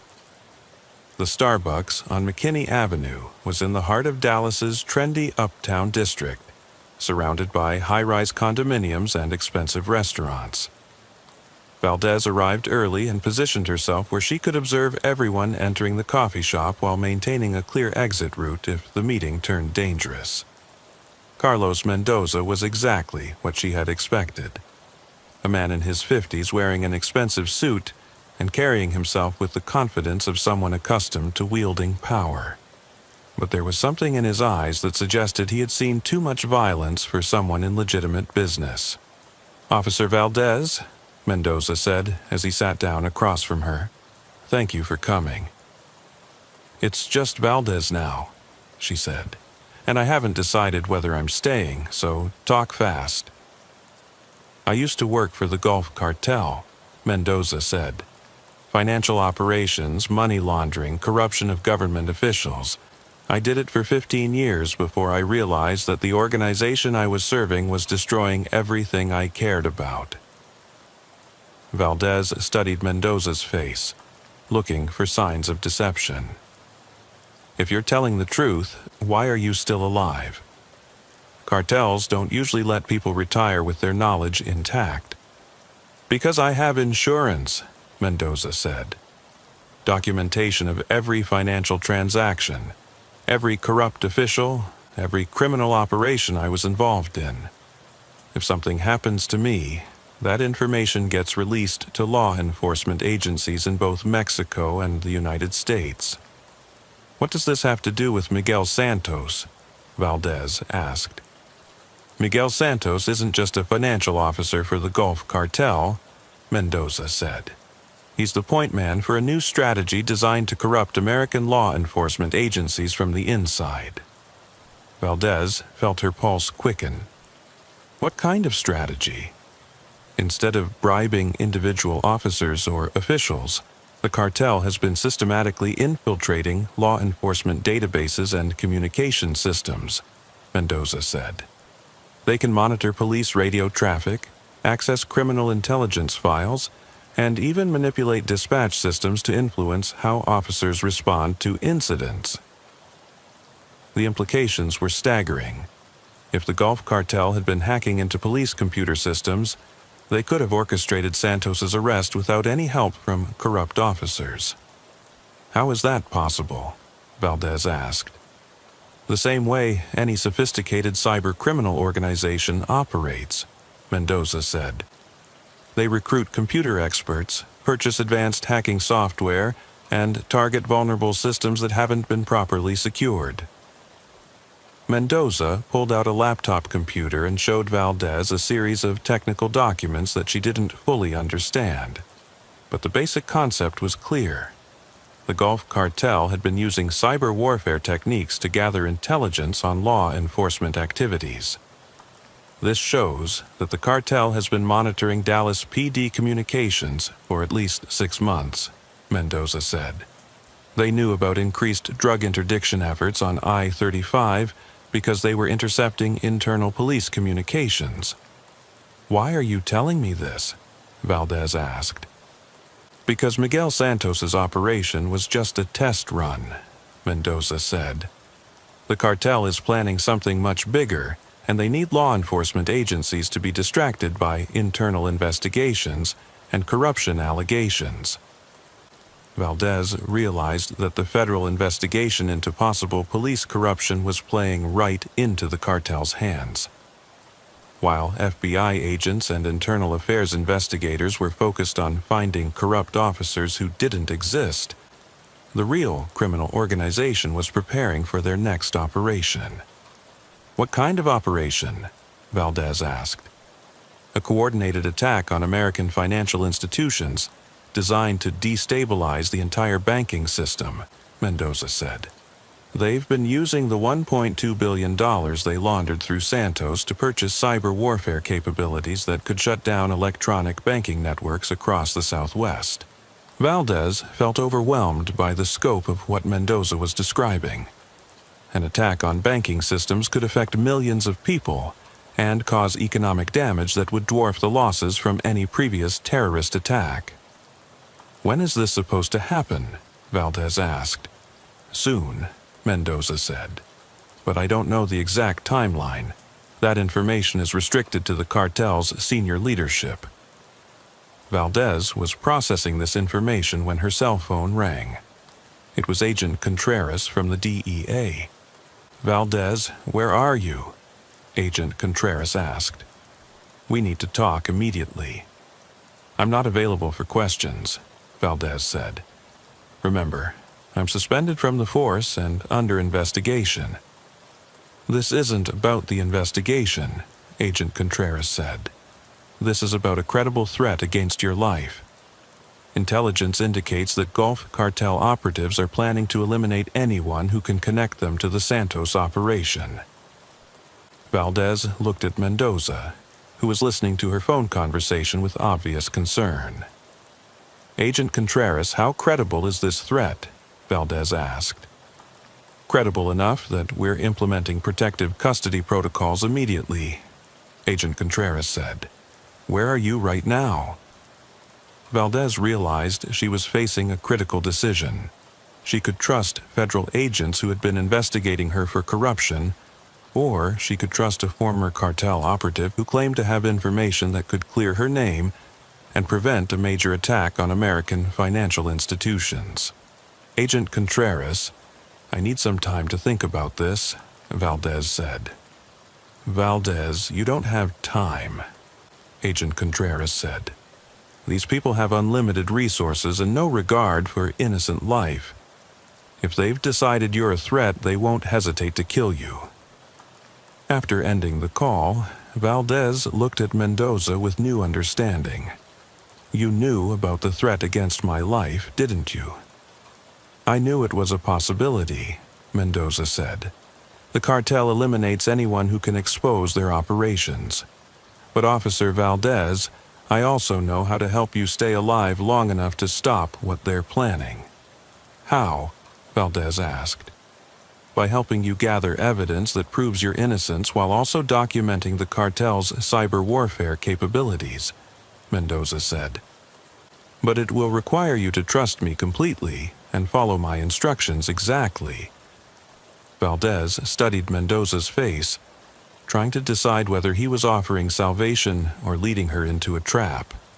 Either way, staying alive long enough to clear her name and protect her community seemed more important than playing it safe. "What do you need me to do?" she asked. The abandoned warehouse in South Dallas looked like dozens of others that dotted the industrial landscape along the Trinity River. Broken windows, graffiti-covered walls, and weeds growing through cracks in the parking lot. But Mendoza explained that this particular building had been converted into a sophisticated cyber warfare operations center that the Gulf Cartel used to monitor and manipulate American law enforcement agencies. "They call it the Digital War Room," Mendoza said as he and Valdez approached the building under cover of darkness. 24 hours a day, computer specialists monitor police communications across Texas, looking for opportunities to exploit law enforcement activities for criminal purposes. Valdez was wearing body armor and carrying the off-duty pistol she was still authorized to possess, but she felt inadequately prepared for what amounted to a military operation against a heavily defended position. "How many people are inside?" Valdez asked. "Usually 8 to 10 operatives," Mendoza said. "Computer specialists, communications interceptors, and security personnel. But tonight should be different because most of the staff has been reassigned to prepare for the banking system attack." They approached the warehouse through an area of vacant lots and abandoned buildings that provided cover from observation. Mendoza had been monitoring cartel communications for weeks, waiting for an opportunity when the digital war room would be lightly defended.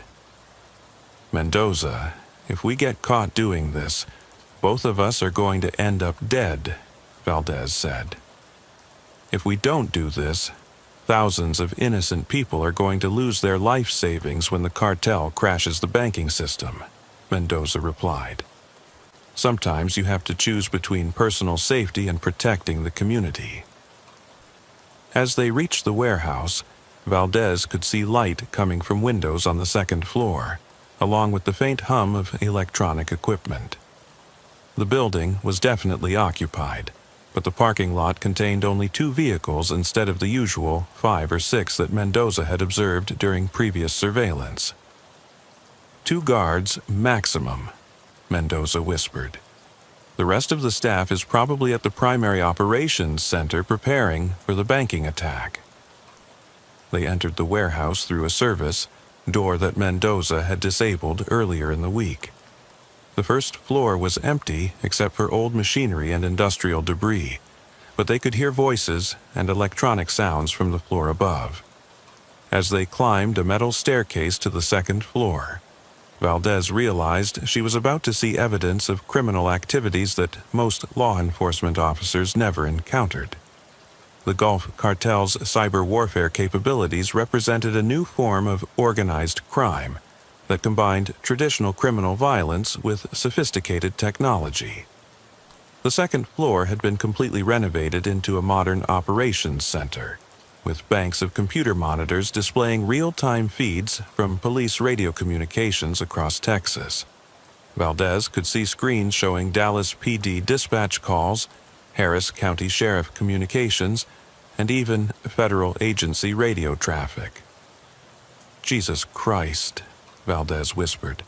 "They're monitoring everything." "Not just monitoring," Mendoza said. "Look at this." He showed Valdez a computer terminal that was displaying what appeared to be the Dallas PD internal database, complete with officer assignment schedules, criminal intelligence files, and ongoing investigation reports. "They've got complete access to our computer systems," Valdez said. "Not just Dallas," Mendoza said. "Houston, San Antonio, Austin, Fort Worth. They've been systematically hacking into law enforcement databases across Texas for months. 2 cartel operatives were working at computer terminals, so focused on their screens that they didn't notice Valdez and Mendoza entering the operations center. Both men appeared to be in their 20s, wearing expensive clothes and headphones that isolated them from their surroundings. Valdez drew her pistol and approached the nearest operative while Mendoza covered the other one. "Federal agents," Valdez said loudly. "Put your hands where I can see them." The 2 operatives looked up in surprise, but neither made any aggressive moves. They appeared to be computer specialists rather than armed security personnel. "We're not federal agents," the first operative said in accented English. "We're just technicians. Technicians who are helping criminals attack American financial institutions," Valdez said. "Turn around and put your hands on the desk." While Valdez secured the 2 operatives, Mendoza began examining the computer systems and downloading files that contained evidence of the cartel's cyber warfare activities.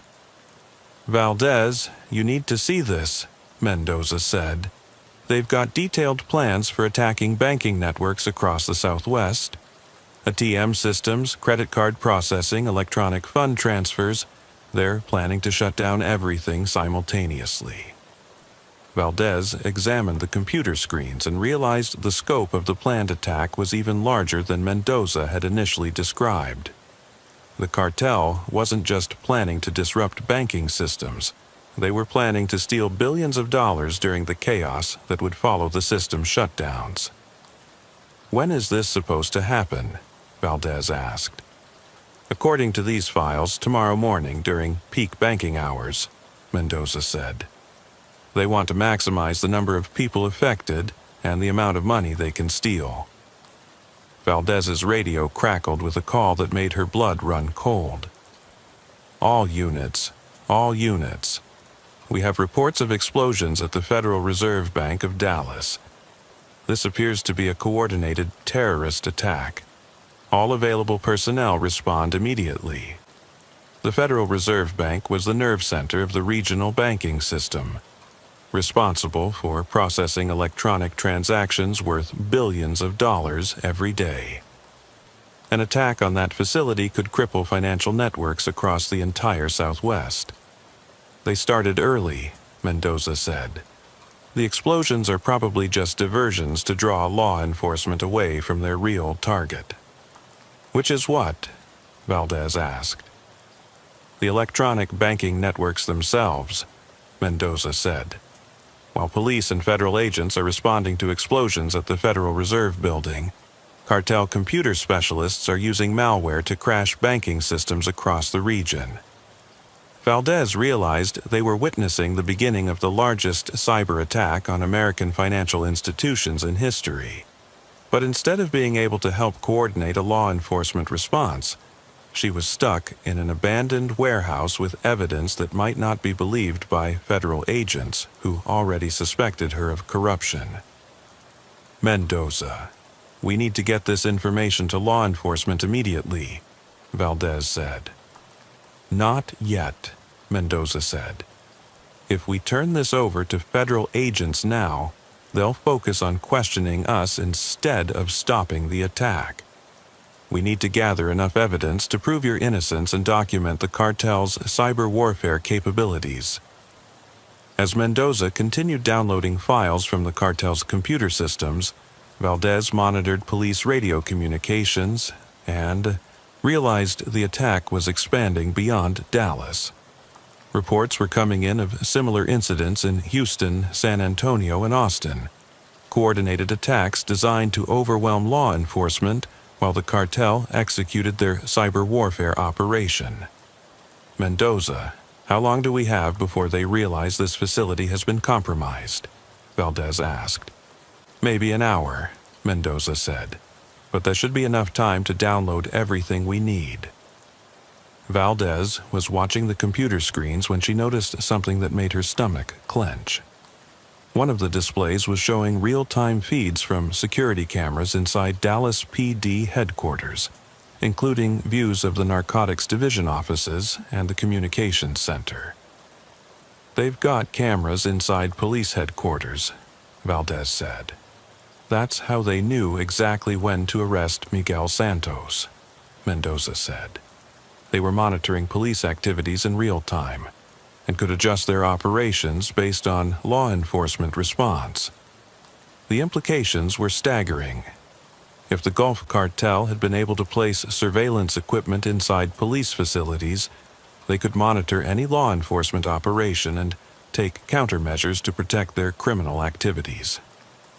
Valdez's cell phone rang. It was Agent Contreras from the DEA.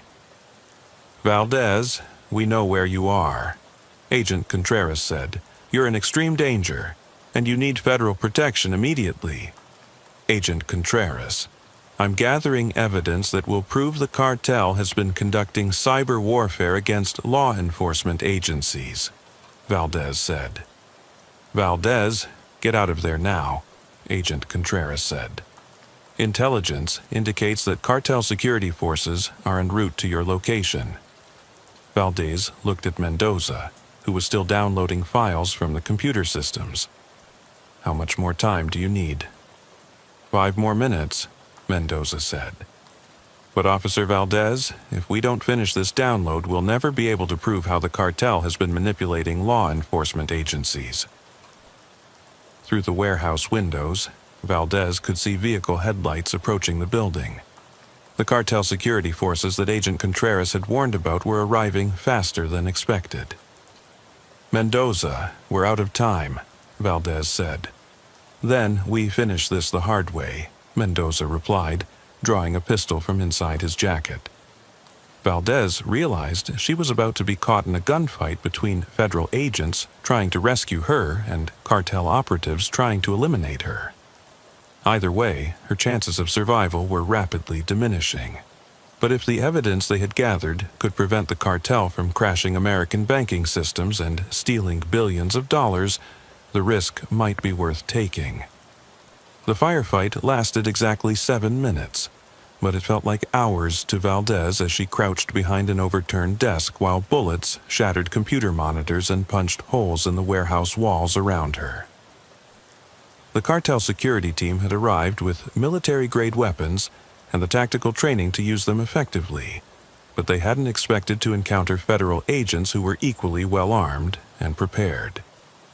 Agent Contreras had brought a full FBI tactical team to extract Valdez from the warehouse, and their superior coordination gradually overwhelmed the cartel operatives who were more accustomed to intimidating civilians than fighting trained law enforcement officers.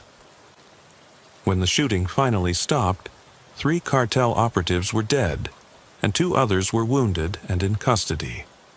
Mendoza had been shot in the shoulder, but was conscious and talking, while Valdez had somehow escaped injury despite being in the middle of the firefight. "Valdez, are you hurt?" Agent Contreras asked as FBI medics checked her for injuries. "I'm fine," Valdez said. "But Agent Contreras, we downloaded evidence that proves the cartel has been conducting cyber warfare against law enforcement agencies. They've been hacking into police databases and monitoring radio communications across Texas." "We know," Agent Contreras said. "Carlos Mendoza contacted us 3 days ago and agreed to cooperate with a federal investigation in exchange for protection from cartel retaliation." Valdez felt confusion mixed with relief. Mendoza was working with federal agents? He's been providing intelligence about cartel cyber warfare operations for weeks, Agent Contreras said. But we needed someone with law enforcement credentials to help him access the cartel's computer systems without arousing suspicion. Valdez realized she had been used as an unwitting participant in a federal undercover operation. "Agent Contreras, was I ever really under investigation for corruption?" "The investigation was real," Agent Contreras said. "But we were investigating the possibility that cartel operatives had infiltrated Dallas PD, not that individual officers were corrupt." Your actions during the Santos arrest helped us realize that the cartel was using cyber warfare. That's the interesting part, Agent Contreras said. The $1.2 billion they transferred through international banks was actually monitored by federal agents the entire time. We've been tracking every transaction, and most of that money is going to be recovered through international cooperation agreements. Valdez felt overwhelmed by the complexity of the operation she had unknowingly been part of. Agent Contreras, how long have federal agencies been investigating this cartel network? 2 years, Agent Contreras said. Ever since we realized that traditional law enforcement methods weren't effective against criminal organizations that use cyber warfare tactics. As FBI agents escorted Valdez and Mendoza out of the warehouse, Valdez could see the Dallas skyline glowing in the distance. Somewhere in those office buildings and financial institutions, computer networks were processing billions of dollars in electronic transactions that the Gulf Cartel had tried to steal or destroy. Agent Contreras, Valdez said, "What happens to my career with Dallas PD? You'll be reinstated immediately with full back pay and a commendation for your role in disrupting a major terrorist threat," Agent Contreras said. "But Officer Valdez, I hope you'll consider joining the FBI's Cybercrime Task Force. We need officers with your experience and instincts to help fight the next generation of criminal organizations." Valdez thought about the sophisticated computer systems she had seen in the cartel's operations center, and about the dedicated criminals who had been using technology to stay ahead of traditional law enforcement methods. "Agent Contreras, is this kind of cyber warfare going to become more common?" Valdez asked. "Unfortunately, yes," Agent Contreras said. "Criminal organizations are increasingly using technology to monitor law enforcement activities and manipulate government systems. The Santos case was just the beginning." As they drove back toward Dallas, Valdez realized that her routine traffic stop on Interstate 35 had exposed a new form of organized crime that combined traditional criminal violence with sophisticated cyber warfare capabilities. The Gulf Cartel's attempt to crash American banking systems represented a threat to national security that required a coordinated response from multiple federal agencies. But she also realized that local law enforcement officers like herself still played a crucial role in identifying and disrupting these threats. It had been her attention to detail during the Santos arrest that had provided federal agents with the evidence they needed to unravel the cartel's cyber warfare network.